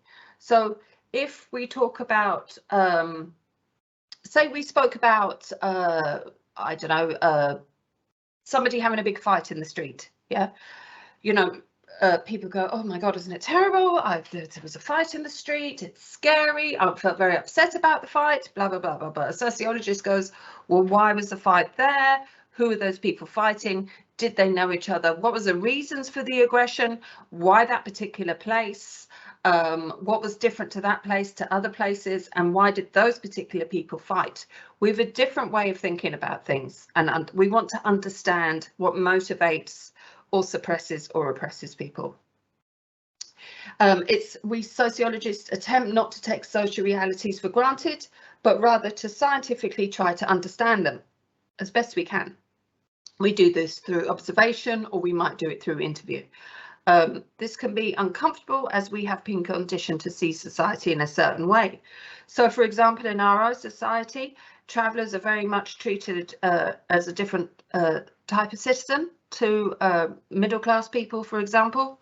Some of you will have been conditioned to think in that way, and others of you will hate it. We try and analyse why this has happened and work out and try and stop oppression or racism happening in society. Next slide, please. So politics. So that's sociology. And now when I talk about politics, what does it mean? Well, I mean, you all know who politicians are. You see them or overhear them on the news and talking about various things. Discussing, you know, should the carbon tax be removed to help households? Should the carbon tax remain, etc., etc.? What are those points of view? There is many different points of view on that. I can tell you from an environmentalist perspective, the carbon tax should stay to deter people away from carbon use and into, say, public transport. There are other groups of people who believe the carbon tax should be removed instantly in order to help those that are living in poverty or on the breadline, to ensure that they can carry on affording their day-to-day expenses. I'm not saying which one is right. We never say that any particular position is right. What we do is we present you with different points of view on something in society, and we leave it up to you to decide. Yeah. So traditionally, say we talked about in second year, we used to teach a lesson on walls, the importance or non-importance of walls, particularly when Donald Trump wanted to build a wall between America and Mexico. So we had articles about the Berlin Wall, and there's a wall in Cyprus, and we talked about what walls do, and we got the students to talk about how walls function in society. So we're not saying anybody's wrong or right. What we do is we want you to understand what's going on. So politics is about the Dáil, the Taoiseach, what they're doing, TDs, what happens in the European Parliament, what do our MEPs do, the role of government, the role of politicians, but also what's interesting about NUIG and Soc and Pol is we also look about how they work together. Political science and sociology are normally taught separately as separate subjects. We teach them as one course because, for me in particular, I believe that one impacts the other. If the government chose tomorrow to I don't know, stop the fuel payment to people living on the breadline, people are immediately impacted, and it lowers their standard of living and puts children and people into poverty or in a place where people have to pick between food or heating. So it's a close relationship between politics and sociology. So also when I talk about politics, you've got it links really nicely with philosophy. We use some what are called political philosophers. These are people who wrote important articles or books throughout history, which is basically how best should we live. Yeah. So, you know, we talk about what liberalism is, conservatism, all the ideologies, you know, what is a true democracy? So we would look at historical literature on this, going back all the way to Aristotle and all the way through, with various political philosophers have discussed how best a large society or a world should live. So that's basically what politics does. We're also, again, not saying that any political theorist is better than the other. We're just saying that, you know, this is what Thomas Hobbes thought. This is what Locke thought. This is what Thomas More thought. So we talk about lots of different political thinkers and get you to write about them. Next slide, please. Okay, so here we have Thomas Hobbes. So this is a quote from him from his work, The Leviathan. So this is what he believed. He believed that without a strong system of government, there would be no place for industry, no culture of the earth, no arts, no letters, no society, and which is worst of all, continual fear and danger and violent death. And the life of man, solitary, poor, nasty, brutish and short. Okay, so what does that mean? He believed that we should have something called a Leviathan, almost like a tyrant, acting like a really strict patriarch, bossy person who just told you how you should live. He felt that was the only way that society could be protected and that we could enjoy any freedom. Otherwise, he believed we'd all be like Neanderthals killing each other. Okay, there's a lot to be said about that, but we covered that in depth in second year of our degree. Okay, next slide, please. I'll have to be quick, I'm running out of time. Okay, so what does political science, sociology give you? Well, it gives you an understanding of the world, how the world works, how politics works, the importance of different things happening. What does a change, what would a massive change in interest rates mean? And it gives you a huge skill set that employers really look for. We have a jobs fair every year, and we have PayPal, Facebook, etc. come, and they want arts graduates because you have a comprehensive skill set that includes critical thinking and writing skills. So that's it. I've had to hurry up at the end. So thank you for listening, and I hope to see you in September or soon. Thanks. Fantastic. Thank you so much for such a good insight into the Soc and Paul at NUI Galway. Next up, we will be having a talk on geography by Dr. Valerie Ledwith. Geography will be a subject that many of you probably studied in junior cert and could be 50 years studying it now, and hopefully TYs could be considering it going forward. So I'll hand it over to you, Valerie.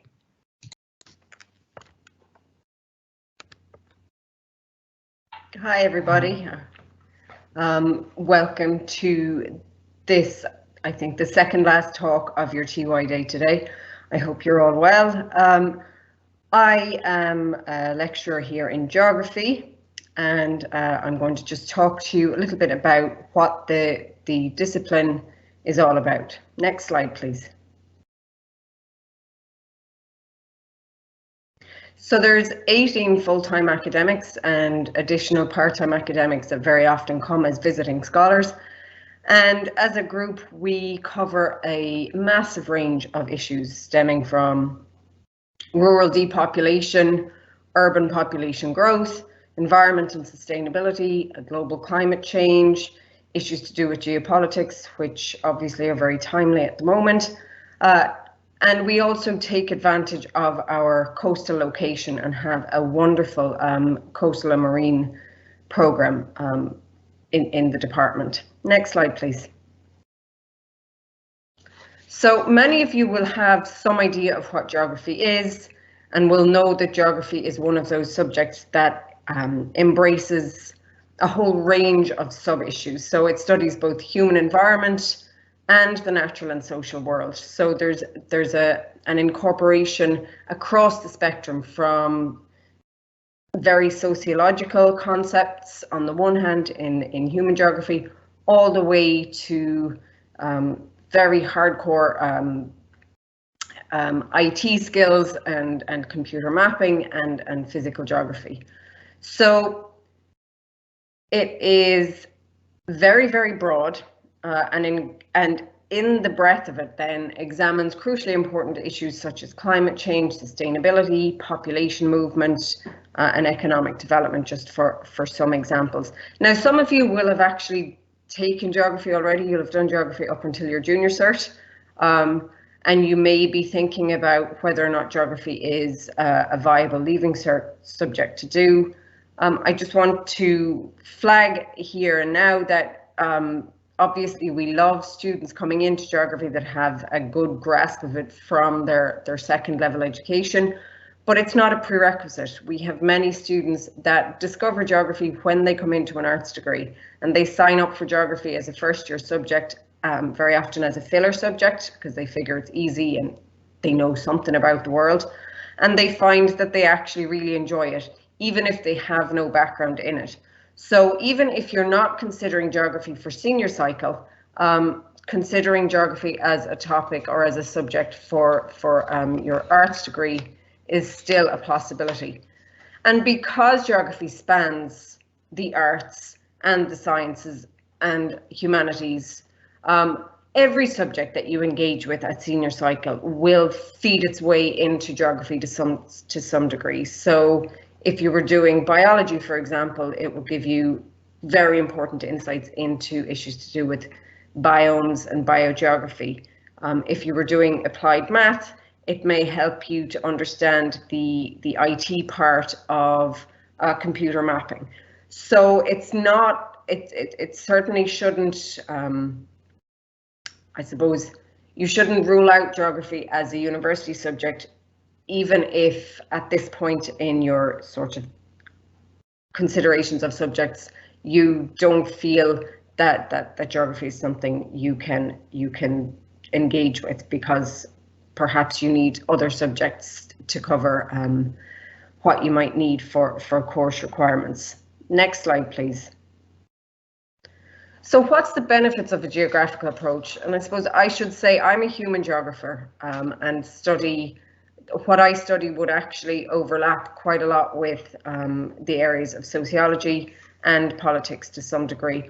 But many of my colleagues, my husband included, are a physical geographer. And so I'm very aware of how the overlap of both the natural and human are required for when we think about some very complicated and complex issues facing us as a population. So this picture, as you can see, shows that there's been some sort of calamity here. A shed, possibly a house, has slipped down a sand dune. And a question that a geographer might ask is, what is the cause of this? Are the causes of this calamity or catastrophe natural, or are they human? Okay, so for example, is it due to coastal?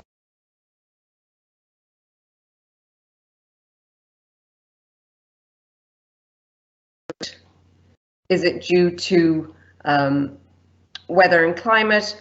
Is it due to human-induced issues such as poor planning or illegal settlement?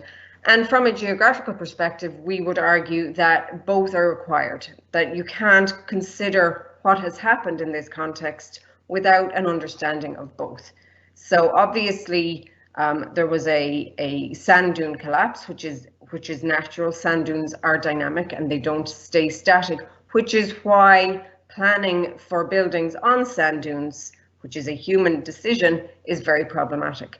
So while we're trying to understand what could be seen as a natural disaster, it's very, very important to also think about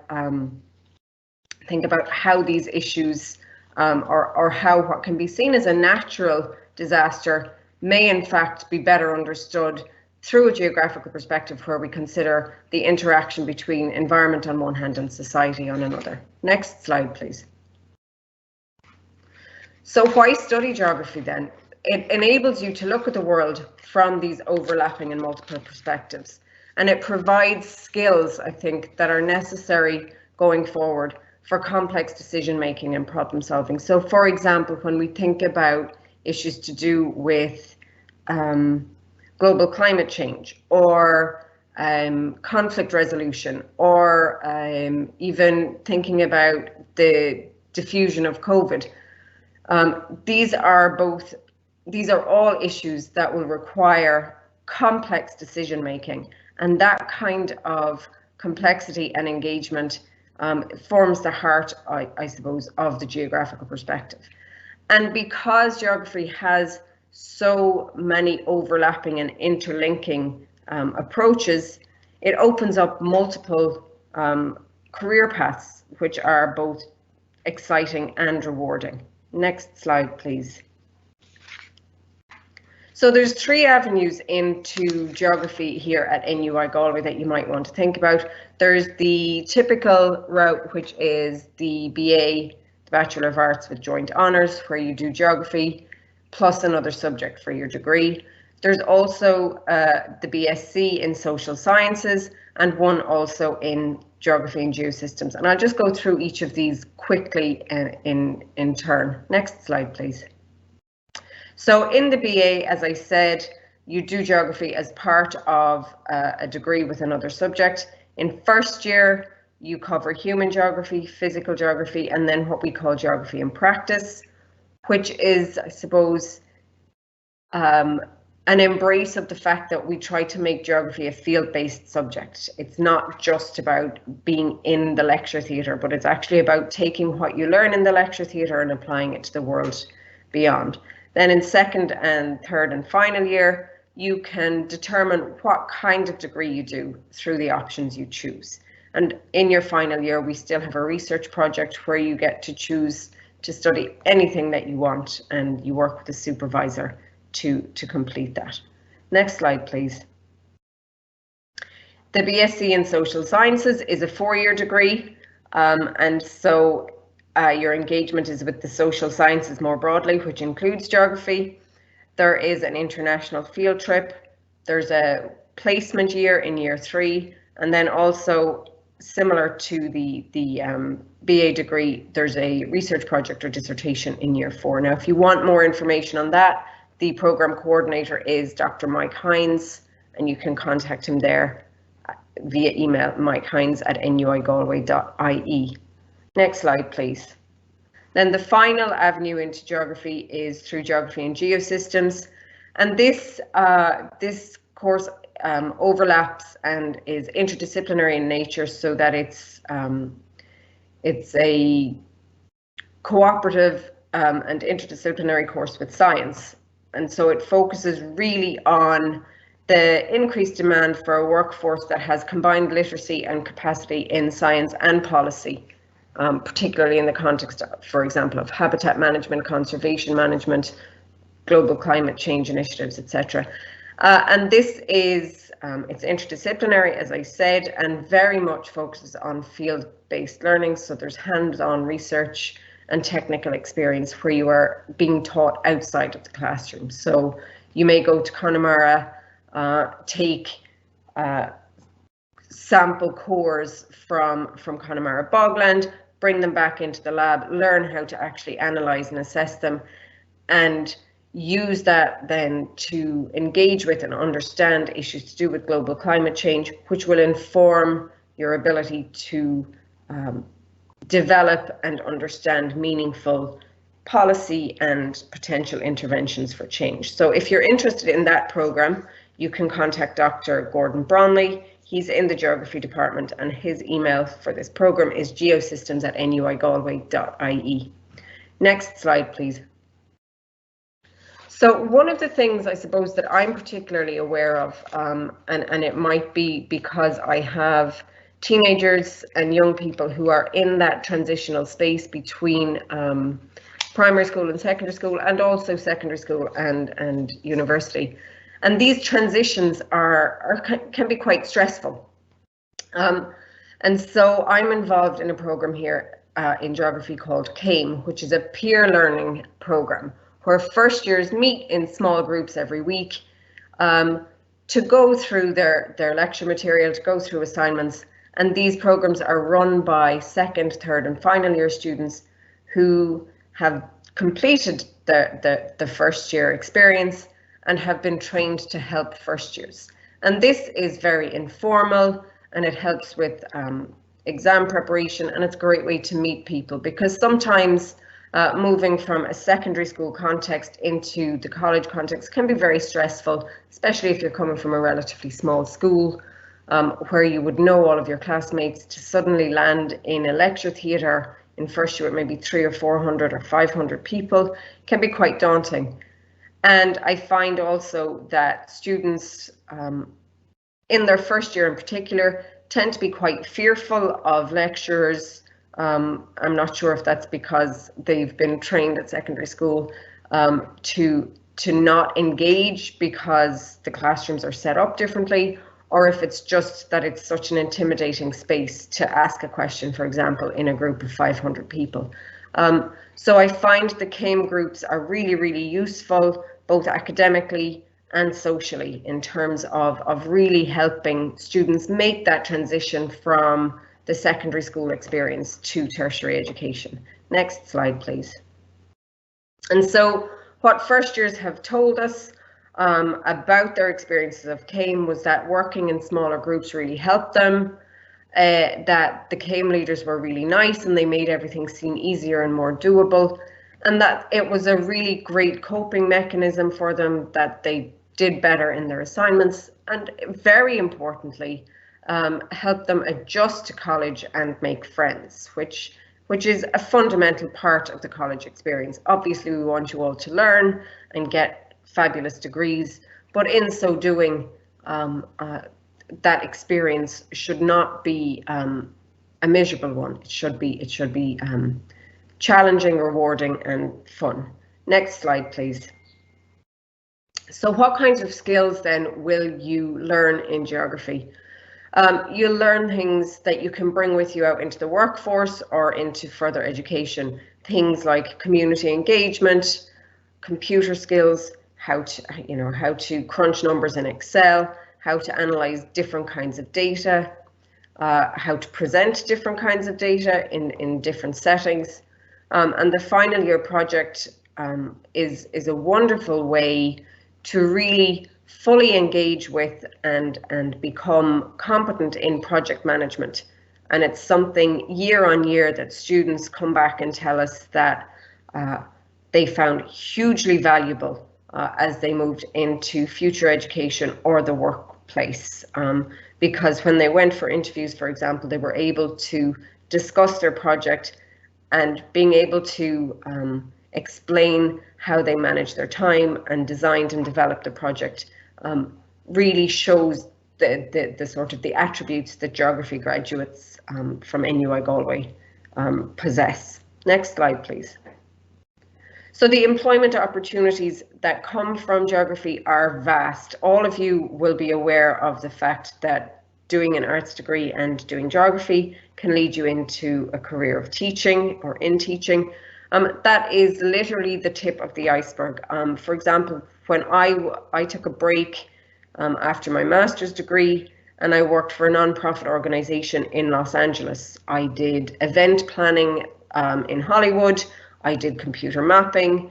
I did a whole range of very interesting and rewarding work projects, all of which stemmed from my engagement with geography and understanding human environment interactions, having a background and competence in being able to discuss sustainability, issues of consumption. So it's really a subject that will open many doors and will offer opportunities in things ranging, as far-ranging, I suppose, as engaging with heritage and tourism on the one hand, community development, planning in both urban and rural contexts, environmental management, geographic information systems, which is a form of computer mapping and data management. I have a cousin who actually is in marketing for a large clothing firm I won't name, and got that position specifically because of GIS skills and the ability to take massive amounts of data and actually map population patterns, which is very important if you're making decisions, for example, about where to locate a new store. So geography is applicable not just in sort of environmental and teaching contexts or heritage contexts, but also very applicable in the context of business and the for-profit world.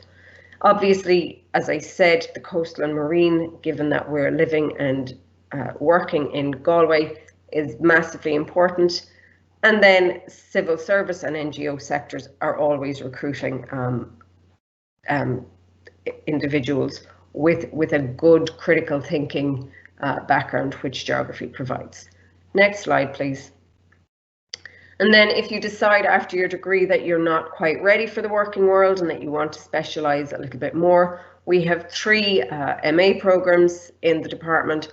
One that focuses on environment, society and development, again acknowledging the sort of the interdisciplinary nature of geography as a subject. We have one then that focuses on coastal and marine environments, focusing specifically on issues to do with the coast and marine. In that one, students get to experience a week on one of the research vessels. I think it's the Celtic Voyager or the Celtic Explorer, which is really instructive and again is something that is fabulous in terms of moving forward into the working world.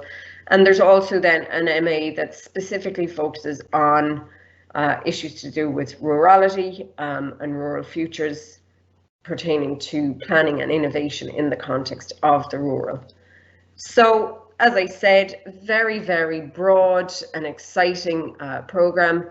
I think of geography as sort of as an open door subject. It matches with pretty much any other subject that you do in the context of an arts degree, and will really, I suppose, benefit you in terms of broadening your skill set for future education and employment. And I really hope that you consider it.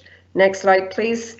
So this slide is just to say that I'm looking forward to seeing you in a couple of years, wishing you luck with senior cycle at whatever point you are in it, or for those of you in TY, good luck adjusting back into an academic context. If you want more information about geography, you can visit our website there. It's at nuigalway.ie/geography. So thank you all very much and have a pleasant day. Thanks very much. That was very interesting and fascinating. We're up to our last, but certainly not least, talk on education with Professor Jerry McCork. So I will pass you over to Jerry now for the last talk. For those of you out there who are in some way thinking of being a teacher, that's what I'm trying to explain to you today. I'm just going to go through a number of ways of thinking about being a teacher. That's the first part, and the different routes that you need to take if you want to teach. And just then some general talking about teaching and why you might want to do it.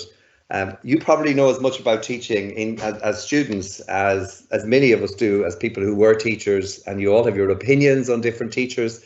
So this is very close to your hearts, I'm sure. And some of you are probably going, I don't want to be a teacher. I don't want to be like anybody who's teaching me. And maybe some of you are saying, I just want to be like that teacher. So let's just go through some of the nuts and bolts of this so that you understand the how you go about this career, if that's what you choose to do. I can say from the start, despite some of the stuff you may have heard last week on the television and on the radio about the INTO and the ASTI and the TUI conference, teachers conferences that were on, and it sounded like teaching was the most awful job in the world and everybody's worn out and worn and spun out and overworked and everything. Teaching is an absolutely incredible job.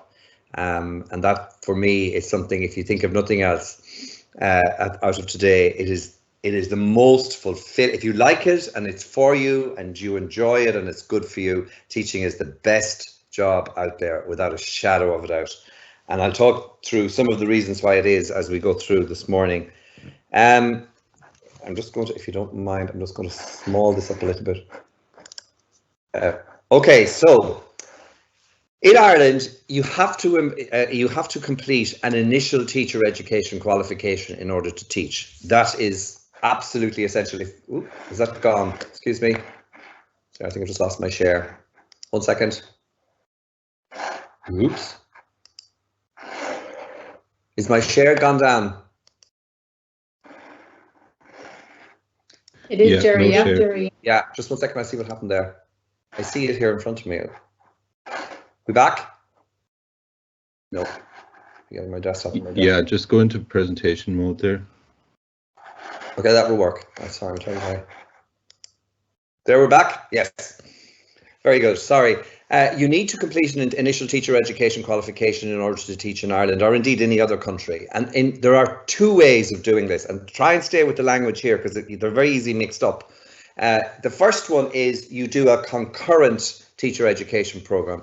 That's where you do teacher education as part of your undergraduate degree. So once you finish your Leaving Cert, you apply on the CAO for a teaching qualification and you do a concurrent, always a 4-year degree teaching program. So you learn your subject and your teaching at the same time. The other way of doing teaching is to do a postgraduate program. So when you've finished your degree, you do a consecutive program, which means it comes afterwards. So try and remember those two. Concurrent is you do your teaching with your degree. Consecutive is you do your teaching after your degree.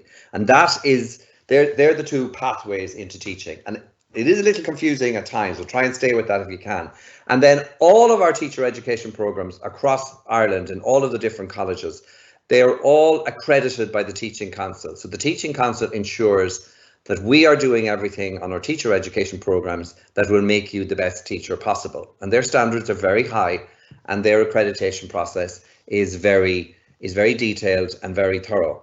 In a similar way, psychologists are accredited, psychology courses are accredited by the Psychological Society of Ireland, and other courses are accredited by various different professional bodies. Some of the courses in universities are very closely aligned to a particular profession. And you just had from Anne there, geography, courses in geography that go across many areas of interest. The sociology courses, sometimes social studies and applied social work, they're aligned to social work, and therefore they have to align what happens in college with, just like we do, with what you need to be a social worker. We have to do it. The Teaching Council wants us to make sure that you have what you need to be a teacher.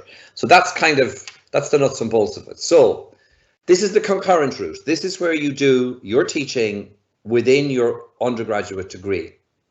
Okay, so your degree is specific to one form of teaching. So you will either be doing primary teaching, and that's a B.Ed degree that happens in Marino. Some of you know this already, I'd say. Mary Immaculate College in Limerick, DCU and Maynooth. They're the four providers of teacher education programs in Ireland for the concurrent model. So what you have at the end of that is a B.Ed, which is a Bachelor of Education, and that is a general teaching degree, and it works across all primary schools in Ireland and very many primary schools across the world. It definitely is a degree that travels. We have teachers that have been educated in Ireland in so many countries, Australia, New Zealand, Saudi Arabia, America. So our teaching qualifications are very highly valued across the world. So if your intention is to travel and you want to bring something with you to work while you're traveling, teaching is very good. Post-primary for the same outcome for post-primary, except for post-primary you have to decide what you're actually going to teach at the end. So for instance, if you want to be a post-primary teacher and you want to work, if you want to come to Galway to study, you have two options. We haven't developed this undergrad route, or this undergrad route into post-primary teaching very much, except in the areas of maths and applied mathematics. That's the BA in mathematics and education, and we have a BA in education and computer science and mathematics. So if you're interested in maths or computer science or applied mathematics and you want to teach it, Galway is the place to come to. And you apply for that on the CAO in the normal way. And we have there's two courses, BA Maths, as like Maths and Ed, and BME it's called, and the BA CSM. All of the concurrent courses are now 4 years in duration. So it's a 4-year degree, whether it's for primary or post-primary, it's exactly the same. And the teaching qualification, as is kind of fairly clear, is built into the program. So that's your concurrent route.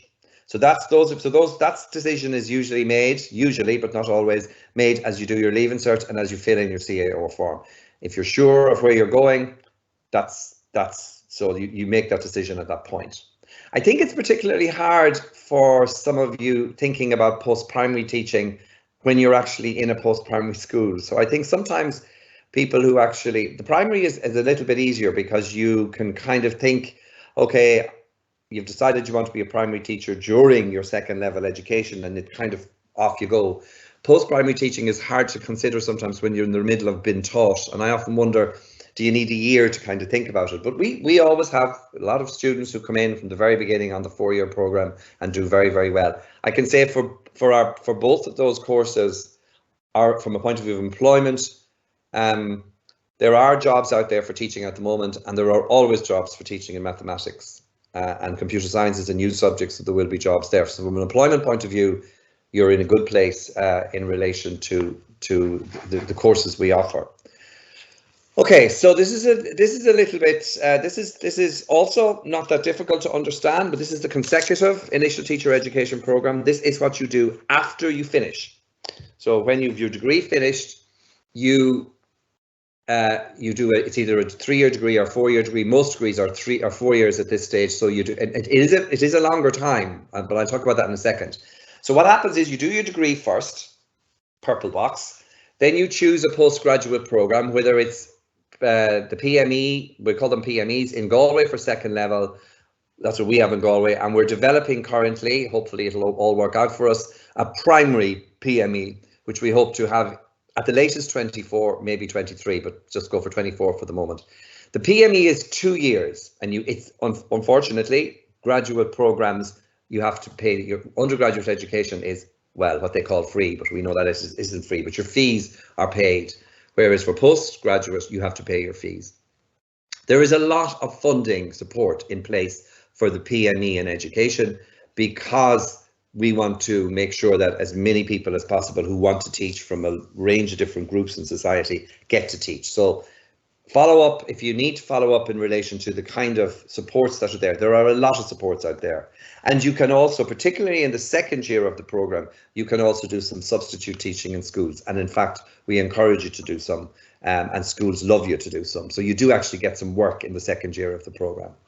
It is a competitive entry. At this point, there's probably 4 applicants for every place that's available. And you can do these graduate courses in UCD, UCC, ourselves, University of Maynooth. You can also do them in UL, you can do them in DCU. So there's a number of universities provide postgraduate qualification, the PME in education. It's a specific master's teacher's qualification. So at the end of it, you come out with a master's qualification. That's a new departure because it used to be master's, but it's something now that makes our teachers even more employable internationally. So again, once again, as I said, in relation to our primary program, our consecutive, our concurrent programs, our to work abroad, these qualifications travel very well. Okay. Why is it important to start thinking about this now? Particularly if you're going to be a post-primary teacher and you're not sure exactly what you want to teach, but if you want to pick the reason why you need to start thinking about this now is you need to pick your degree, obviously, but you also need to pick subjects, and then even within subjects, you need to pick modules. Some of that we can talk about when you get to university, but it's important that you realize that if you're doing something like, if you decide to do archaeology, for instance, and archaeology isn't on the second level school syllabus, then you will find that will be an issue when you come to do a graduate program in teacher education. So you need to be mindful of the subjects that are taught in schools when you're picking your subjects, particularly for if you're doing a BA. The BSc is different. There are boundaries there that are, but because you usually end up doing some physics, some chemistry, and some biology in some way in your degree, it's not quite as problematic. And business too is fairly straightforward. So therefore, if you're doing a BA, you need to be careful of the subjects you choose that they align in some way with the second level syllabus. Primary is a little bit more open in terms of if you decide to come and do an undergraduate degree first and then do a graduate program in primary, a master's in primary education, a PME in primary. The biggest thing you need to keep an eye on there is you need to make sure that during the course of your degree, your Irish is kept up to standard, because there is an oral Irish requirement for the PME in primary teaching that doesn't exist for the PME in post-primary teaching. So to some degree, picking Irish as a degree subject could get you around that, but we also have in Galway a number of options. We have some diplomas in Irish that are run through the university that you can keep your Irish fairly sharp during the course of your degree if you want to do primary teaching. We have an awful lot of students who actually are on our children's studies programs that Michael would have talked to you about earlier, who actually want to do primary teaching. And the advice we always give them is keep an eye on your Irish for your degree and you'll be in a good place then. Okay, so I've just explained that. So our two concurrent routes, it's a summary here, BA in Maths Education and the BA in Computer Science and Maths. And then we have the consecutive routes. We have a Professional Masters in Education, and we also have a Máiste Garamús in Educus. Now this is a 2-year master's program for the Irish medium sector, specifically for the Irish medium sector. So for those of you who are in a Gaeltacht school or in a Gael school, you might be interested in thinking about this, and you might be interested in going back to teach in Irish medium education. We are the only university in the country who is providing that 2-year master's program for the Irish medium sector. So almost all of the teachers that you have in your Gael school or your school in the Gaeltacht have come through our Máiste Garamús in Educus. So we have quite a link there with the Irish medium sector. So why teaching? So they will kind of finish the nuts and bolts of it here. Concurrent, consecutive. Be careful with, if you're going the concurrent route, you need to know what you want. You need to know what you want to teach. And also primary is concurrent. There are concurrent programs in primary. If you're going the consecutive route with the masters after your degree, just be mindful of your subjects, particularly if you're doing a BA. And we can talk to you about that again. And all of the schools in our university will support you in making those choices, because all of our staff in Galway know the implications of subject choice if you want to teach. Anyway, I'm just going to say why teach, kind of following on from what I started with. It's the best job ever. I taught for 20 years in schools, and I've been teaching for the next 20. I've been teaching teachers for the last 20, so I'm around a while. What I would say is I love teaching teachers. I probably preferred teaching students. It was always much more fun. That was the best thing for me. I laughed every single day, laughed the likes of which I don't think I've had since I left teaching. Incredible. Students are incredible. You reap what you sow. If you go with it, if you love it, if you enjoy it, it pays you in spades. It pays you back. One of the things I think that is really important, and that's why I've started with this, a teacher affects eternity. I know it sounds big, but the influence you have of a teacher, you never know where it ends. It's extraordinary. And that's a huge privilege, and it's a massive responsibility, but it's a very powerful thing to think about. And we were in a school yesterday, some of the staff, and we were talking one teacher who asked a student to write a poem, who actually wrote a really good poem, and who really wasn't that interested in school beforehand, and the poem won a competition, and her whole attitude to school changed in that one thing. And suddenly she came from a student who really didn't care that much to somebody who started to really enjoy school. So these decisions you make and things you do as a teacher are tremendously impactful. They love teaching. Teachers who love teaching teach children to love learning. Just something to think about.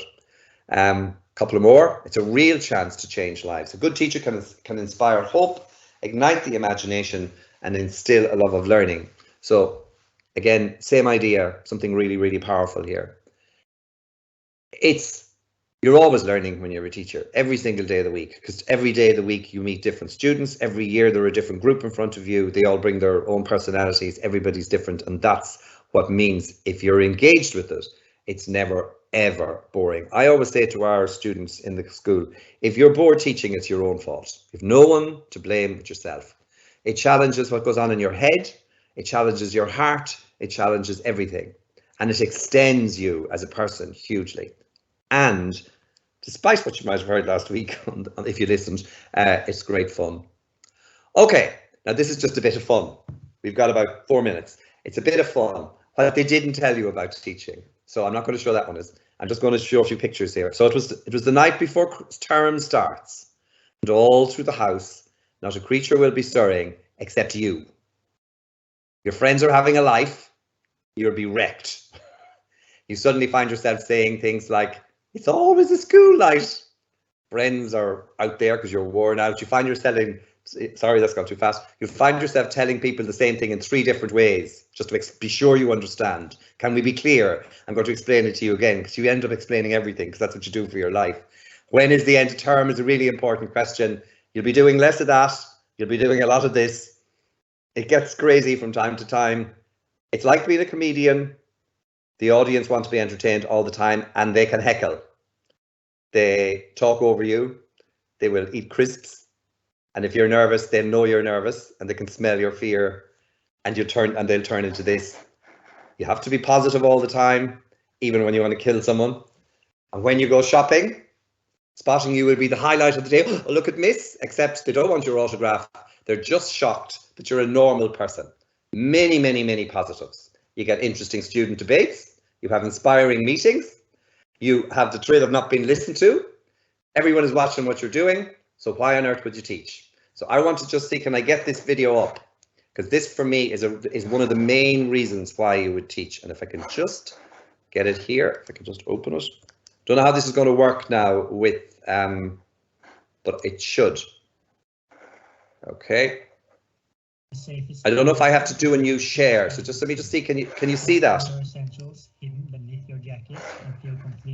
Yeah, it's there. Just make it full screen and the sound. Sorry, can't hear you. Just make it full screen. Yeah, I'll make it full screen, but can you hear it and see it? Yeah. Okay, brilliant. This is 3 minutes. I just want you to have a look at this, because I think this is just really, for me, this captures teaching absolutely perfectly. When we just skip the ads, we don't really need those. Okay, it's 3 minutes here. I have a lot of memories from when I was a child. One that's always stuck out to me, though, was when I was about 10 years old, and I was in school, and I struggled. And I didn't struggle with English, math, or science. I struggled holding still. And I would try to listen and focus and process ideas, but I couldn't help myself. And to be honest, I would sit there and then I would just start tapping. And the students in the class would look at me and they'd say, "Hey, stop tapping." a lot of the time I didn't even realize I was doing it. And then eventually even the teachers got after me and they would yell at me and they'd say, Clint, you have to stop tapping. It got so bad that I got sent to the principal's office for tapping. And he said to me, okay, maybe when you go back to class, just try sitting on your hands. So I did. I went back to class, and when I felt myself starting to tap, I did this. I sat on my hands. And that worked for about 5 seconds. One time I was tapping in class, and my teacher, Mr. Jensen, looked at me and he yelled. And he said, Clint, stay after class. And I thought to myself, this is it. I am done. Now, I've always been the type of person that believes that a single moment in time can change a person's life. And this was one of those moments for me, and I will never forget it. And so I was sitting there with Mr. Jensen and an empty classroom. And he walked past me and he sat next to his desk and he said, Clint, come here, I want to talk to you. And as he looked me right in the eye, he said, no, I need you to know something, you're not in trouble. But I do have just one question that I have to ask you. And he asked, he said, have you ever thought about playing the drums? And in that moment, Mr. Jensen, he leaned back and he opened the top drawer of his desk. And he reached in and he pulled out my very first pair of drumsticks. And he held them in his hands and he looked at me and he said, hey, Clint, you're not a problem. I think you're a drummer.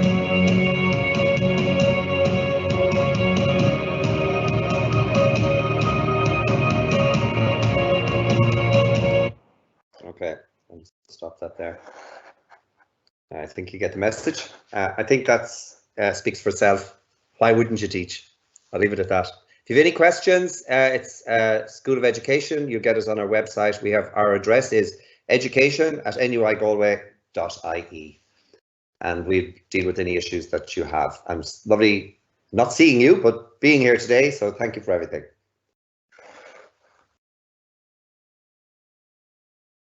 Great, Jerry. Thank you very much for that. So that brings us to the end of the Arts Taster Day, Day 2. We have really enjoyed having you. I really hope you all enjoyed it too. Our next Arts Taster Day is next week on the 5th of May. We're going to be talking about international development, creative writing, English and digital arts, performance and screen studies, drama, film and digital media, and music. So maybe you could tune in again next week for that. But for now, it's been really enjoyable. I hope you enjoyed the day. Hopefully next time it won't be virtual and we will see you at an open day or on campus itself. And we look forward to seeing you there.